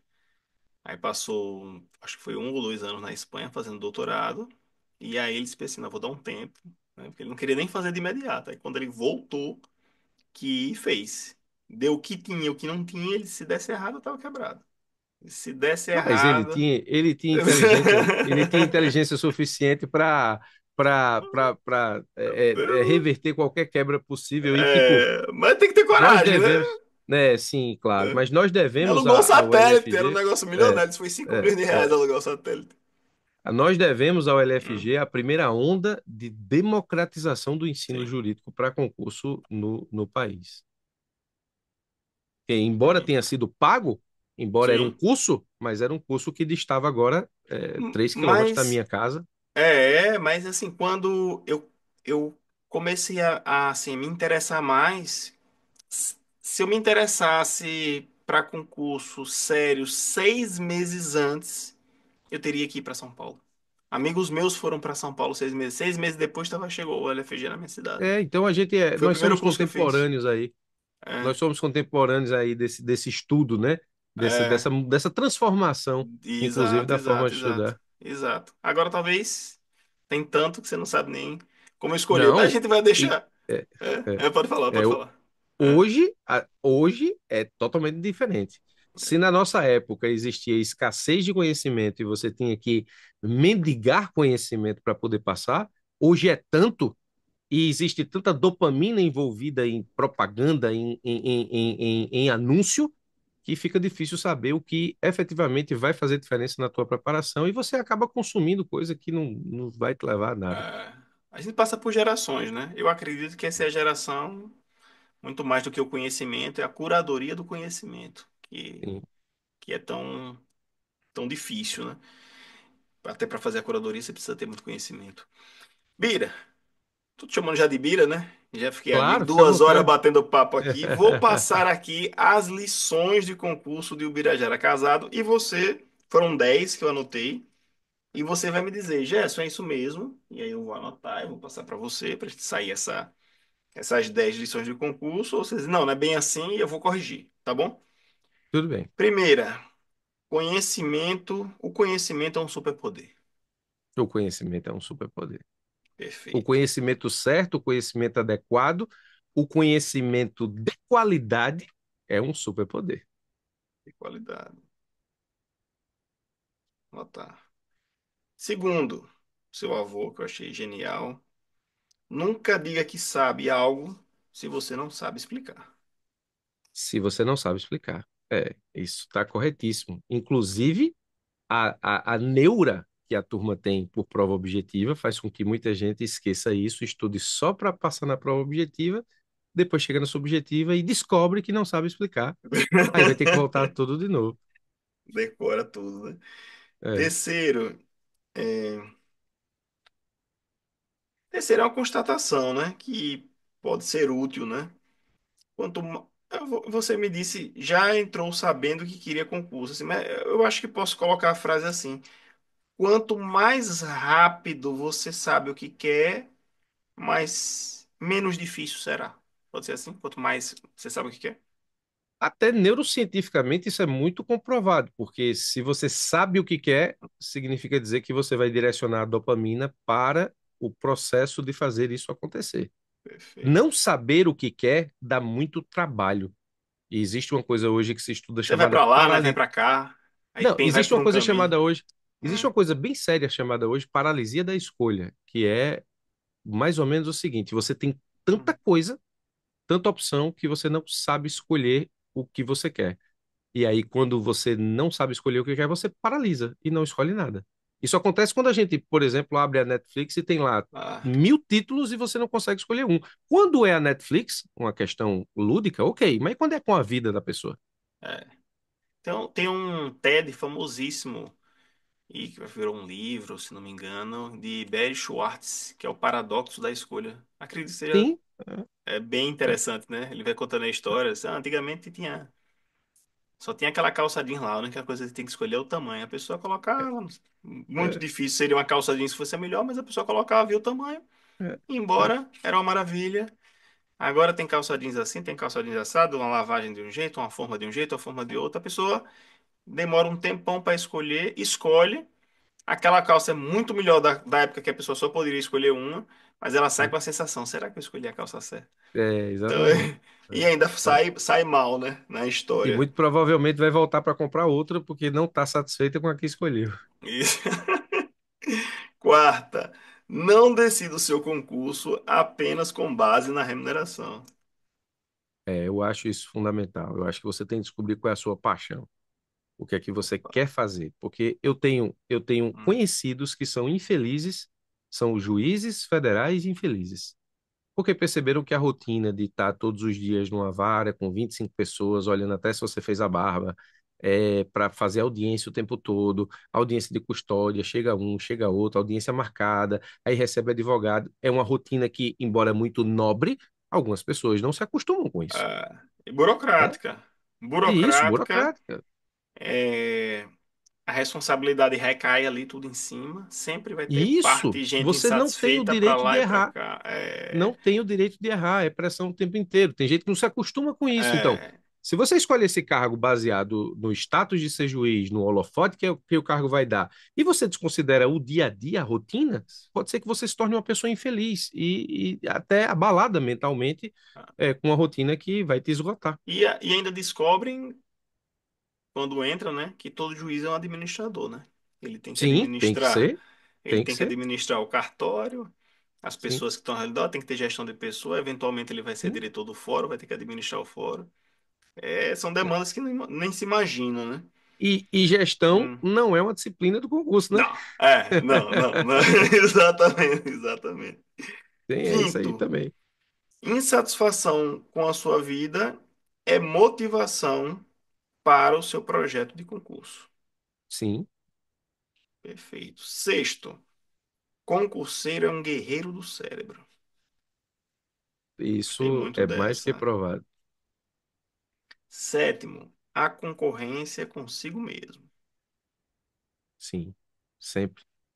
Sempre pelo Oitavo, seguinte, hum, só fazendo um adendo sobre claro. esse aspecto aí importante, professor, Hum. pelo seguinte, veja, é o que eu digo para os alunos. Tem alunos assim, professor, tem o concurso lá do PGE, são 30 vagas só, tem 5.000 inscritos. Aí eu faço uma conta rápida com ele e digo assim, ó, presta atenção, é, qual o percentual das pessoas que passam em concurso nas vagas em relação aos inscritos? 0,3%. Beleza, estude para estar no 0,3. Estude para atingir esse nível. Na hora que você atingir esse nível, não importa quem faça, você vai ser 0,3%. Então, não existe concorrência. A concorrência é consigo mesmo. E é o que eu digo, você tem Se que você chegar dormir, nesse nível, nesse patamar, não existe é, concorrência. você tem que dormir sabendo mais que quando acordou. O problema é que hoje, com o mundo hiperconectado e com a ansiedade batendo no talo de todo mundo, o que que acontece?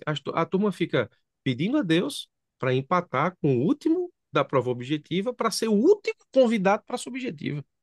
Essa pessoa, né, uma aluna minha, Né? chegou uma vez para mim e disse assim: professor, eu passei no concurso de PGM em alguma coisa, passei em 125. Aí eu disse: vem cá, primeiro parabéns, mas é só para eu ouvir ou eu posso falar? Não, professor, pode falar. Você passou em 125 no concurso que nomeia 15 de uma procuradoria que só tem 30 cargos no total. Você acha que vai ser nomeado? Parabéns. Você tem que comemorar, mas você acha que isso vai dar certo? Não, não vai dar. A única coisa que você conseguiu com isso aí foi um pontinho de título em alguma prova de procurador que tenha como aprovação na advocacia pública título. Pronto, é o que você conseguiu.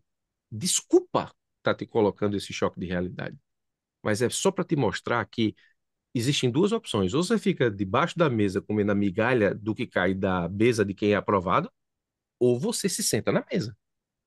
Para sentar na mesa, você tem que parar do que você está fazendo, criar uma base, um ano e meio, e passar. Essa aluna estudou comigo, um ano e meio depois ela passou nos dois concursos de advogado, nos dois concursos da AGU, advogado da União e procurador federal. Não passou a procurador da Fazenda também porque desistiu, já viu que estava aprovado em dois, e Garantia.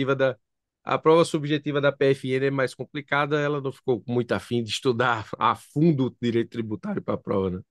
Depois você passa em um ali que você Já É, quer, né? a motivação cai, viu? Cai, Cai cai, muito, lógico. cai muito, cai muito, cai Se for muito, o cai que muito. você deseja, então, aí Ah, acabou. as pessoas. Nono, é, não vou botar aqui as pessoas, não, eu vou botar bem assim. Muitos encaram o concurso como a Mega Sena. Sim, como um concurso de prognóstico. É, O povo ri quando eu digo isso, mas mas é verdade. É, neurocientificamente é o mesmo sistema. O mesmo sistema de ficar fazendo concurso sem ter time de fazer prova é o mesmo sistema do vício, é o mesmo sistema neural que gera o vício em jogo de azar. Depois, vai que passa, né? Não tem essa história? Vai que passa.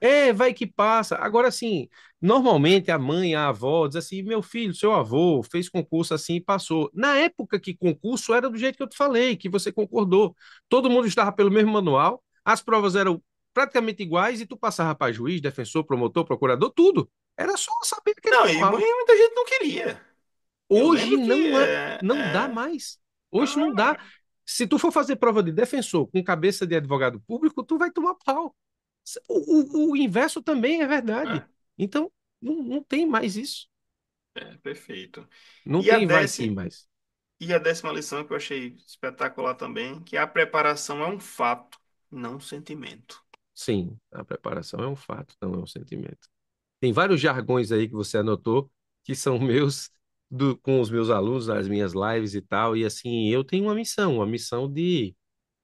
A turma que estuda neurociência, professor, há 10 anos atrás, disse que a turma de hoje ia sofrer de depressão. E acertaram. A turma que estuda neurociência, essa mesma turma que acertou, está dizendo que daqui a 10 anos, quem tiver saúde mental está bem na fita. Quem não enlouqueceu vai estar de boa. E Eu concordo. o que eu tento fazer com os meus alunos é dizer o seguinte: você pode estudar para concurso sem enlouquecer, sem comprometer sua saúde física, sem comprometer sua saúde mental. Mas você tem que sair da Matrix, porque a Matrix não está ajudando. A Matrix está te vendendo muita coisa que não tem resultado, que não dá resultado no teu pico de dopamina, que é na expectativa. Sai um edital. Aí, lembra do pico de dopamina que é na expectativa? Reta final. Pronto. Bora, reta Sai, final sai, é agora. sai o edital. É agora é a tua chance. Deus vai te abençoar. Tu tá quantos anos nessa jornada? É agora a tua vez e tal. Aí o cara no pico de dopamina. Eita, pode ser que seja a minha vez. Aí, puf, reta final. Aí se Aposto. esguela, 90 dias. 90 dias para estudar para a prova. Aí para de dormir, e dormir neurocientificamente faz parte do aprendizado, depois a gente pode falar sobre isso. Para de ir na academia, uma atividade cardiovascular, ela vai fertilizar o teu cérebro para tu aprender. Aí para de comer direito, come de canudinho, porque não tem tempo para estudar.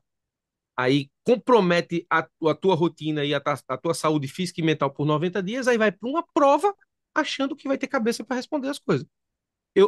Eu sou atleta olímpico. Eu vou disputar a Olimpíada 100 metros rasos daqui a uma semana. Eu estou agora, há 7 dias antes, fazendo o quê? Descansando ou eu estou dando de tudo? Eu estou descansando. Mas os alunos, reta final, estão dando de tudo. Dormindo 3 horas por noite e acham que vão ter saúde mental, força mental, energia cerebral para enfrentar uma prova com 200 questões, 100 questões e dar certo. Virajara, durante o meu período de concurso, duas coisas assim, para mim, foi aprendizado. Porque quando eu abdiquei dessas duas coisas, em algum momento me prejudicou demais em concurso. Sono, não estudava com sono, e não abdicava de atividade física.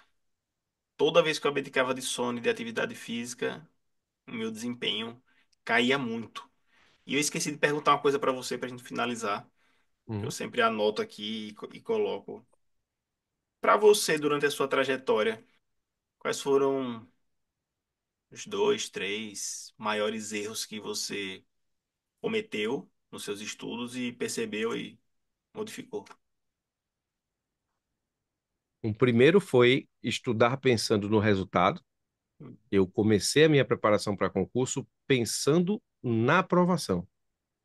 E eu fui invadido por aquela sensação de impotência de alguém que está na base do Everest, pensando em como vai fazer para subir até o topo. E eu tive que aprender que um passo de cada vez te leva muito longe.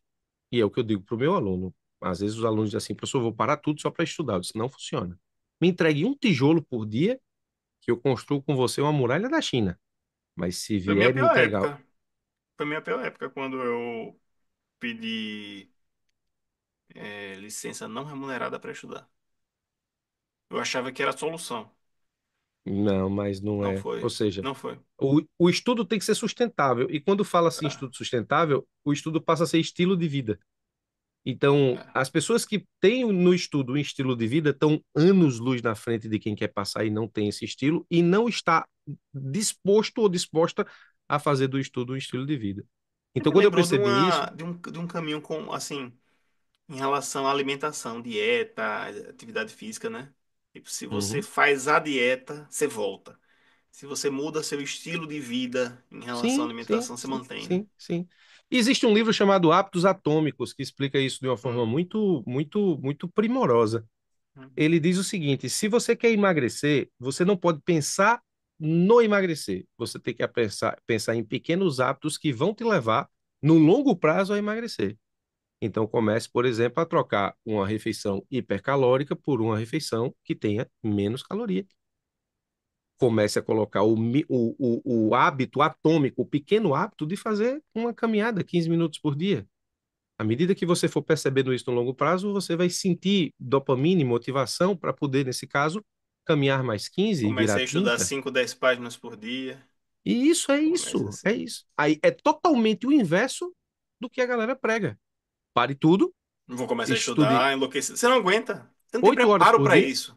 É Não, igual preparo físico. não Não, dá, mas Mas se você for parar para pensar, você assim, olha, eu vou me tornar um corredor. Veja como não faz sentido.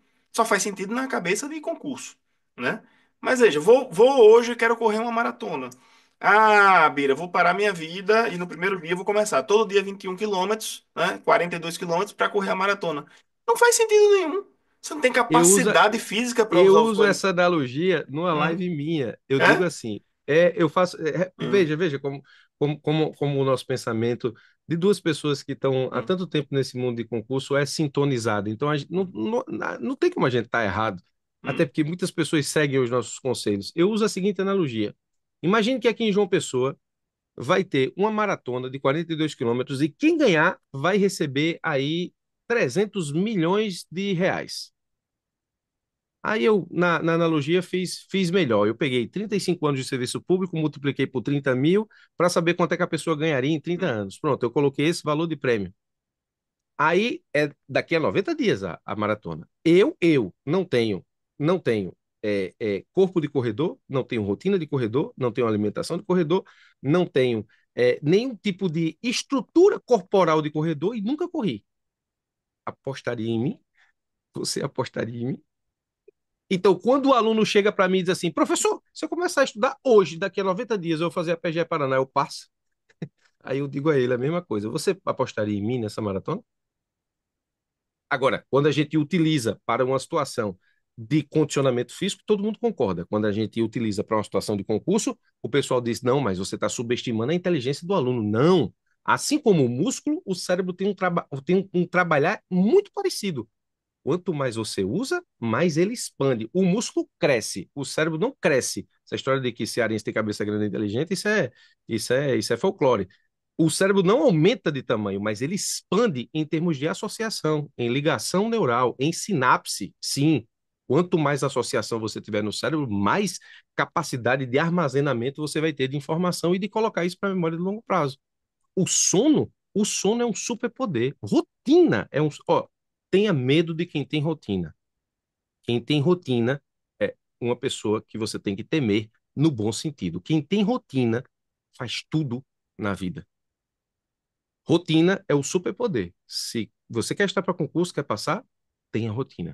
Se você conseguir implementar uma rotina onde o estudo seja, nesse caso, um estilo de vida, você não é si mais. Aí aquela história de que foi a primeira coisa que você me perguntou, a incerteza de passar. No momento em que eu coloco o estudo como um estilo de vida dentro de uma rotina que está ajustada a mim, não é se eu vou passar, é quando.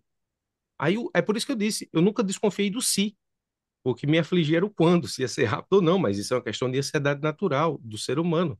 A gente não tem como se dessentimentalizar, não existe isso. Mas só terminando, a questão do sono. Por que que o sono é fundamental, neurocientificamente falando? Porque você presta atenção e aprende inicialmente com o córtex pré-frontal. Está logo aqui, debaixo da sua testa.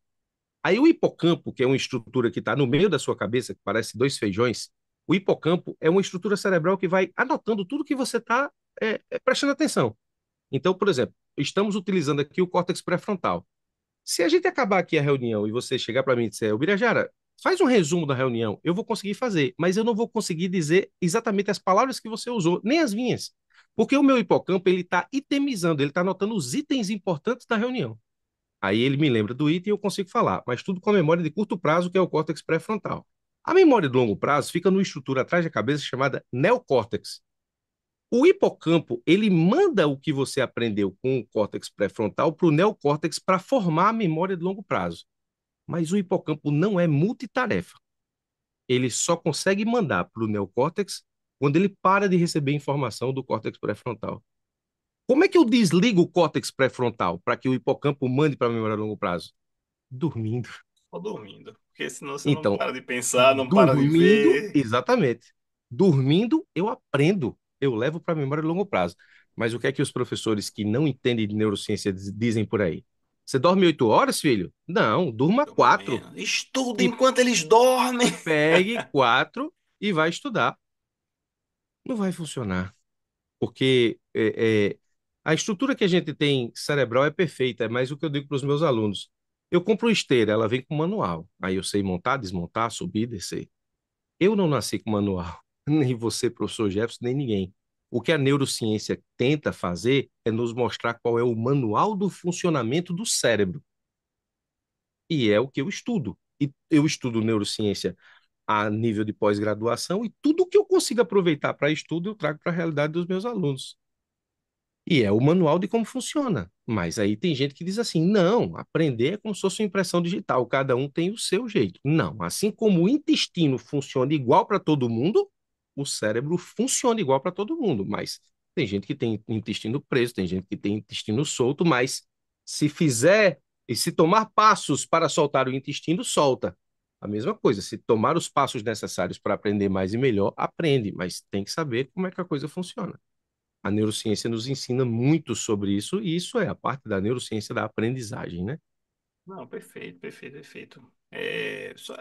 Tem muita coisa na neurociência, como por exemplo, revisão, espaçamento de Sim, sim, as revisão, técnicas. essas técnicas todas que são baseadas no conhecimento que a gente tem sobre o cérebro e com base científica, né? Então, se a gente não Sim, utiliza isso, até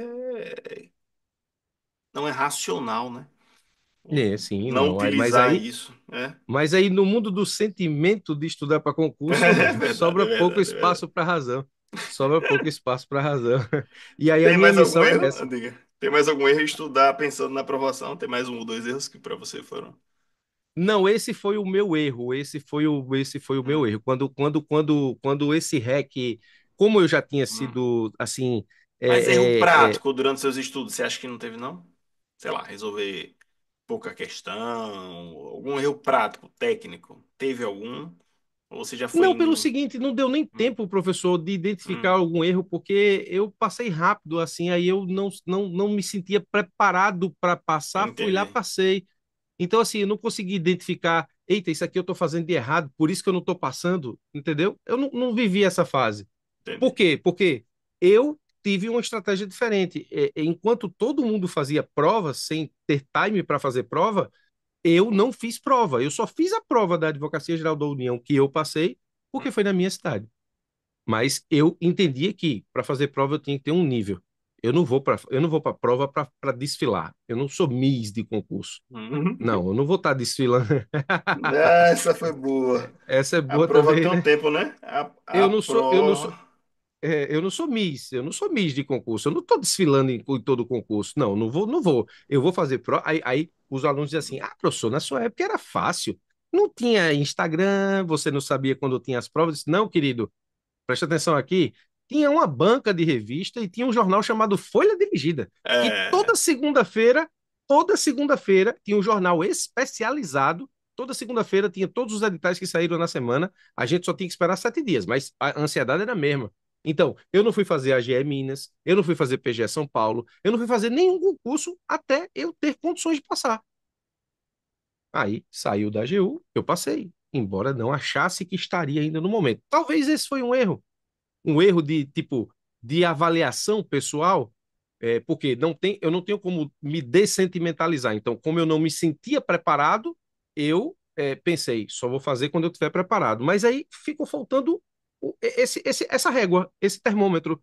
Quando é que eu estou preparado? Porque no final das contas eu estava e não me achava. Então, como isso não me prejudicou, porque eu acabei passando no concurso que eu queria, porque eu queria ser da Advocacia Geral da União, porque eu queria voltar para João Pessoa, não me prejudicou. Mas isso você consegue hoje, com um bom professor, uma boa mentoria, averiguar se você de repente Você não tá está no fazendo ponto. prova. E está no ponto, né? Na época não tinha, a gente não tinha isso, ou seja, era tudo Mas meio. eu Então, fui uma isso miss de concurso, viu, Bira? Eu você desfilei foi? muito, desfilei É, muito. é. Desfilei muito, fiz muito concurso. Fui É, fazendo, e foi quando, melhorando, e foi melhorando, e fui indo.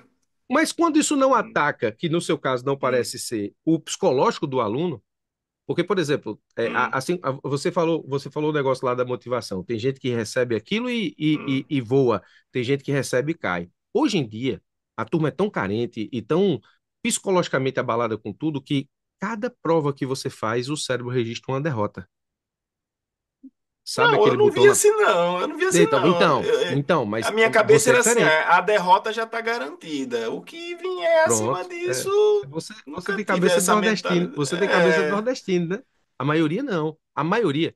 Professor, sem brincadeira, eu acompanho os concursos da advocacia pública. Hum. Na segunda-feira, pós-prova, que a galera percebe que não passou, tem uma bad federal, dá para sentir no ar o cheiro da bad. A turma hoje é com muita ansiedade, com muita tela hiperconectada, é muita ansiedade. Então, Ah, ah, fale. a, Mas a assim, eu cada. queria dizer, eu tenho noção, eu tinha noção de que não tinha chance ainda, entendeu? Sim. Mas eu ia porque eu sentia assim, por exemplo, nas questões, nas provas que eu estava fazendo em casa, sei lá, a nota de corte era 68, 72. Em casa eu tava no 62, 63, Uhum. 58 na minha média. Eu sabia que minha chance era assim, tipo, era mais pra sorte, muito menos pela Sim, competência. Mas eu disse, mano, eu vou, não é porque eu tava apostando que poderia dar, vai que vai agora. Não. É porque é o seguinte, sim. eu quero sentir a prova, eu quero saber como é que é, eu quero saber se eu faço no tempo, eu quero me testar nas matérias que eu já tô bom. Eu quero depois que eu fizer a prova sentir e resolver as questões. Tipo, é muito difícil eu errar uma questão depois que eu fiz uma prova de verdade, porque a emoção envolvida, a revisão depois que eu via das provas, aquilo tem uma carga emocional que faz com que você. Eu Eu descobri isso também, depois. Eu descobri isso sim. depois, né? É, Assim, é fiz na neurociência. prática, mas eu só entendi isso depois. Então, isso pra mim era bom.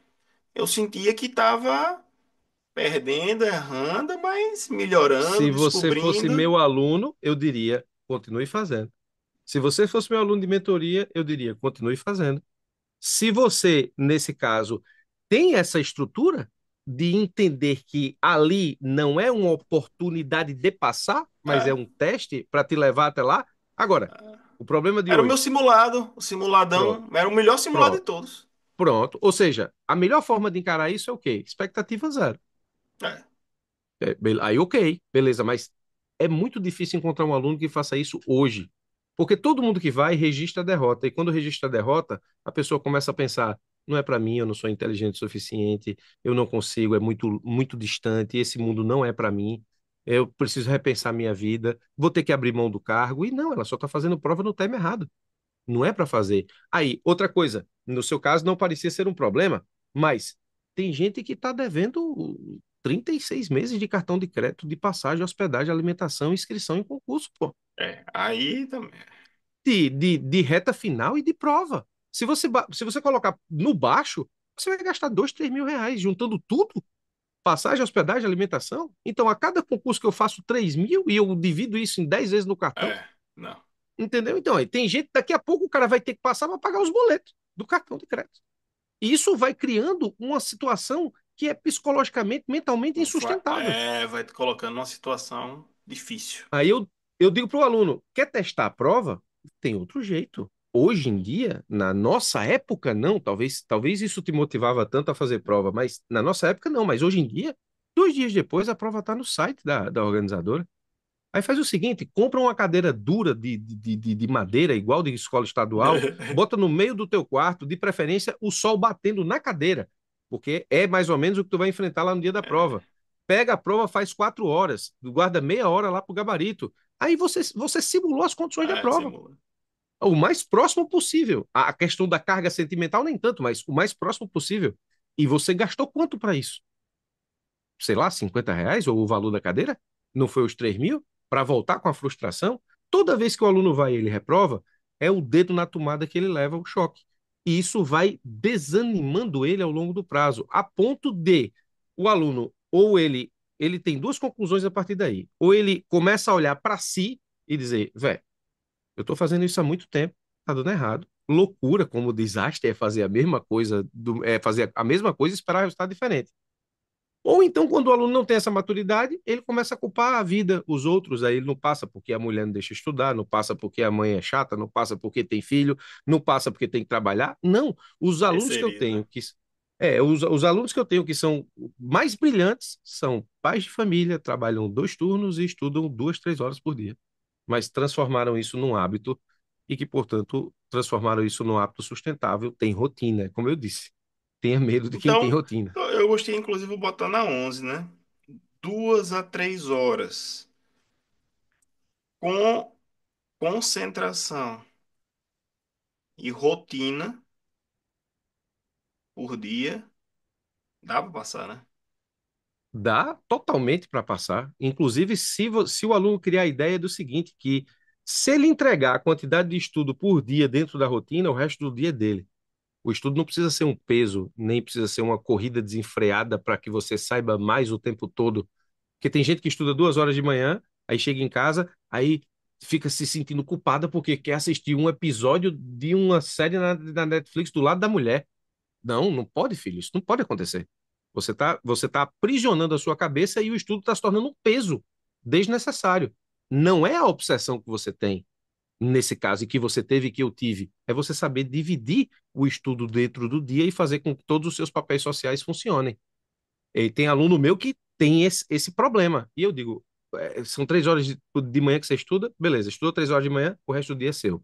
Pode fazer o que quiser. Mas volte amanhã, durma bem, volte para estudar 3 horas amanhã de manhã, do mesmo jeito. Então, a rotina. E aí, eu preciso transformar o estudo no estilo de vida. E quando eu faço isso, a aprovação vai acontecer. Não é se ela vai ou não, é quando. O se deixa de existir. Mas é como eu falei, a ansiedade, a antecipação das coisas, a loucura de estudar 90 dias sendo enforcado por um edital para saber, para ver que isso não vai dar certo, no final das contas, tem transformado as pessoas essa geração de concurseiro é a geração mais ansiosa que eu já tive contato. E a tendência é piorar com a inteligência artificial, Eu porque tenho visto isso também com meus alunos. porque todo mundo quer utilizar a inteligência artificial para fazer o trabalho pesado que é seu. E isso é um absurdo completo e inacabado. A inteligência artificial, ela pode facilitar a minha vida, ela deve facilitar a minha vida. Tipo, eu tenho uma pesquisa que eu vou gastar meia hora para fazer. A Ele vai inteligência produzir artificial vai lá mais e mais e rápido. faz Mas lá. Agora, substituir. Professor, o que a inteligência artificial pode fazer por mim? A inteligência artificial pode te dar um material, pode analisar um PDF para você. Agora, a inteligência artificial não vai fazer inferência para você. Ela não vai te ensinar a raciocinar o direito. Ela não vai te ensinar a fazer isso. Então, o as trabalho ferramentas pesado são ainda é boas seu. porque elas podem te ajudar de diversas formas e Hum. colocar você num patamar superior, como essa era do conhecimento trouxe muito conhecimento de qualidade e colocou os estudantes agora num patamar superior. Mas quando todo mundo começa a usar a mesma coisa, iguala. Como Isso, era antigamente pra exatamente. gente. Ah, antigamente era mais fácil. Sim, mas antigamente tinha outras dificuldades que você não tem agora. Totalmente. E outra coisa interessante também. Por que que Não, no no final é concurso sempre a público, mesma dificuldade, eu isso, acho. Não por que muda, que no porque con- os recursos eram uns e as dificuldades eram outras, é, e agora são mais recursos e as dificuldades são diferentes. sim, totalmente. E outra, no caso específico, por exemplo, do concurso, naquela história de que o Hum. concurseiro é um guerreiro do cérebro, por que que todo mundo no concurso procura um atalho. Todo mundo procura um atalho. Todo mundo procura um atalho. Pronto, a inteligência artificial hoje é o maior atalho que os concurseiros procuram. Por quê? Porque como a recompensa está distante, meu cérebro vai tentar vai tentar me convencer racionalmente de que se eu conseguir esse resultado de forma mais rápida, ou se eu conseguir um atalho que me leve lá mais rápido, é melhor. E ele está fazendo o papel dele, porque ele foi programado naturalmente para isso. Mas não, aí eu tenho que trazer o aluno de novo para a realidade. O que é que você quer ser? Você quer ser procurador? Você quer ser advogado da União? Você quer ser membro da AGU? Muito bem. Você acha que é pouco ser membro da AGU? Não, professor. Acho uma carreira muito top. Então, por que que você acha que você tem que entregar pouco para isso? Se o que você busca é um resultado tão grande, por que que você acha que o processo para chegar nisso é fácil? Ou é mediano? Ou tem um atalho? Tem o sistema de valor está em. Tem alguma coisa estranha, né? Se você quer ser vidraceiro da prefeitura X, beleza, é um nível. Se você quer ser procurador, defensor, juiz, promotor, é outro. Então, se o que você busca é um resultado tão significativo e tão alto, por que você acha que você tem que dar pouco no processo para atingir isso? Então, E isso, é isso irracional. isso não quer dizer que você não precisa ser estratégico. Sim, Porque às vezes a claro. pessoa despende muito esforço para pouco resultado. Se ela for Isso, estratégica, ela claro. pode despender um esforço adequado para ter um ótimo resultado. Então, eu acho que é isso que as É, pessoas meio que não, às vezes, não sabem balancear, né? com É, certeza você já deve ter aluno que não se sentiria bem se estudasse menos de 8 horas, 9 horas por dia. E o estudo depois, pelo menos para mim, depois de 6 horas de estudo já era totalmente improdutivo, já era uma tragédia sim, para mim. neurocientificamente se É, prova isso também. mas a pessoa não, eu preciso, ela condiciona assim o merecimento ao esforço. Então, quanto mais eu me esforçar, mais eu vou merecer. E aí ela quer colocar o esforço no patamar do merecimento. E É, aí não pensa isso. racionalmente em Não relação a pensa isso. racionalmente. É, e existe. Atalho é diferente de estratégia. Estratégia é algo que pode me fazer sair do ponto A para o ponto B mais rápido e de forma menos dificultada. Atalho é eu tô no ponto A, aí eu pego um portal de teletransporte, aí eu tô aqui e saio no B. Isso é um atalho. Estratégia é diferente. Você pode sair do ponto A para o ponto B de Canela, de Fusca, de Ferrari. É possível. E aí é questão de estratégia, é questão dos instrumentos que você vai utilizar. Mas a turma procura atalho. E aí, para finalizar esse tópico, Hum, eu me lembrei de uma história que você vai hum. gostar. Me conta o Eu que foi. recebi um aluno chamado Alan. Hum. Alan chegou para mim e disse assim: professor, ninguém quer estudar comigo. Ninguém quer me orientar. Por quê? Porque eu não vou deixar de sair, eu não vou deixar de beber, eu não vou deixar de aproveitar o final de semana, eu não vou deixar de namorar. Eu tenho 21 anos, eu estou nessa fase da vida e eu não vou. E ninguém quer. Tá todo mundo dizendo que desse jeito eu não passo. Aí eu disse: beleza, Alan, você passa, mas vamos fazer o seguinte: a sua saída é quando? Sexta de noite, sábado e domingo. Eu disse: ok, vamos lá. Eu vou passar um planejamento para você e uma estratégia de estudo. Você tem que estudar segunda, terça, quarta, quinta, sexta, sexta até meio-dia. Agora é o seguinte: você tem que me entregar isso sexta, meio-dia. Se você falhar, você não sai no final de semana. Ok? Ok. Pronto. Fisguei o aluno. Eu transformei o estudo dele na motivação para sair. E como a Cumpriu isso aqui. saída é o Era REC importante para ele, era é o importante para REC ele. neurocientífico. E eu disse, eu não tenho a minha vaga de mentoria individual, eu tenho uma lista de 800 pessoas esperando e eu Hum. tenho pouquíssimos alunos, porque ou eu dou atenção e transformo a vida de quem está comigo, ou eu não pego. E eu disse, na semana que você não cumprir e sair, acabou a mentoria individual contigo. Não adianta me enrolar não, que cedo ou tarde eu descubro. E se eu descobrir, Alan, morreu. Não, professor, pode deixar.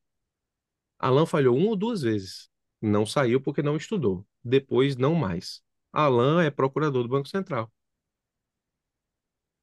De boa, eu peguei o aluno no REC da neurociência. Eu transformei o estudo como motivação para sair. Como ele gostava de sair, de beber, de ficar, de namorar, ele disse: bom, para eu merecer sair, eu tenho que entregar isso aqui ao professor Birajara. Aí, professor, e se eu adoecer? Se você adoecer, você manda um atestado para mim, eu vi que você adoeceu. Agora, se você adoeceu também, você não sai, que você está doente. É. Entendeu? Tudo bem, você É não estuda. doente, não sai. É Não doente, vai entrega, ser. mas não estuda. Então, é só o REC. Aí veja, Alan era o tipo do aluno que a gente conversou agora há pouco, que tinha 8 horas para estudar, tudo acessível, tudo Hum, organizado, tudo ok. Tinha vontade de ser procurador, vontade de aproveitar a vida no auge dos seus 21 anos. Eu hum, só transformei, eu só peguei a faca e o queijo e botei num pão e dei pra ele comer. organizou, né? Eu organizei. Coisa que ele poderia ter feito sozinho, mas não tinha a inteligência, digamos, a nível neurocientífico para ligar uma Sim. coisa a outra. Mas Alan é procurador do Banco Central e ninguém queria trabalhar com Alan porque Alan ia dar trabalho. E Alan foi um dos alunos que me deu menos trabalho, porque ele estava condicionado. Sai, se estudar. E é diferente, né? Você se vê de dentro e de fora, né? É, De totalmente, fora, totalmente. de fora é outra coisa. Hoje em dia todo mundo precisa de um mentor. E eu não falo para concurso, falo para a vida. Você, ou a pessoa faz terapia e tem um profissional de saúde mental te ajudando, ou você tem um mentor de vida, alguém com sabedoria, olhando, dizendo, ó, aqui você errou, aqui você acertou, É. calma aqui, Às acelera vezes, aqui, você tem que tava ter. falando, eu fiz um vídeo sobre isso. Às vezes pode ser livro. Você se inspira nos Ah, princípios claro, daquele livro. lógico, E isso. eu vi um vídeo, uma época dessa, no Instagram. Para mim foi uma grande bobagem, né? Que dizia bem assim, não, nossos alunos não, é, a gente não faz mentoria e todos os nossos professores nunca tiveram mentores, como se fosse um grande orgulho, né? Mas assim, não tem nada melhor que você aprender e seguir o caminho de quem já sabe, né? A nossa Claro, vida é rodeada de mentores. Nossos pais são mentores pra gente, né? É, foi de uma infelicidade muito grande. Mas, total. Bira, E no mundo de hoje, só hum, finalizando, agora é para finalizar mesmo. E no mundo de hoje, onde é, tudo consome a tua atenção, é difícil ter foco sozinho. É muito difícil. Então, é direcionar. preciso. Pois é. Bira, olha, eu não tenho nem como agradecer, viu, esse bate-papo. Ficamos aqui, eu acho que umas 2 horas e meia. Acho que foi a maior entrevista que eu já fiz. Grato demais, eu, pelo bate-papo, pela sua experiência, pelo seu conhecimento da neurociência. É, muito obrigado mesmo, viu, pelo bate-papo. Quer deixar alguma mensagem final para quem está nos assistindo? Não, para mim, primeiro dizer que é uma honra, assim, receber o seu convite e poder estar aqui conversando contigo. Como disse, já lhe acompanho de algum tempo, tanto do YouTube quanto do Instagram. Então, ter recebido o contato, o convite para mim é motivo de honra. E, assim, o que precisar da minha ajuda, estamos aqui. Afinal de contas, a gente está aí nessa batalha tentando ajudar pessoas a passar em concurso público e eu acho que enquanto mensagem para todo mundo que nos vê ou vai nos ver e vai ver cortes de tudo isso, é dizer o seguinte, que passar em concurso não é um projeto para privilegiados. Qualquer pessoa, qualquer ela, que tenha o mínimo de inteligência emocional, organizacional e rotina, consegue colocar no seu dia a dia o estudo como forma sustentável para passar no concurso, e eu digo não só na área do concurso.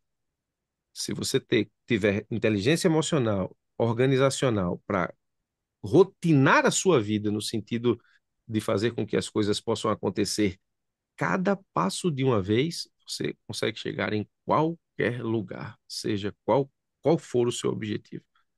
Então, a mensagem é que você desacelere no mundo extremamente acelerado e entenda que as coisas acontecem no milho de todo dia, no passo de cada vez, no tijolo de cada dia, até construir uma muralha da China. É o meu recado que fica para as pessoas que nos assistirem. Perfeito, Bira. Muito obrigado. Quem está nos assistindo, tá aqui. Os canais de Bira estão aqui embaixo no YouTube e também as lições, que na minha conta aqui ficaram, eu aumentei, a gente vai para 13. Então, 13 lições aqui embaixo. Obrigado, viu, Bira? Um abraço, meu amigo. Nada, professor. Um abraço. Um abração.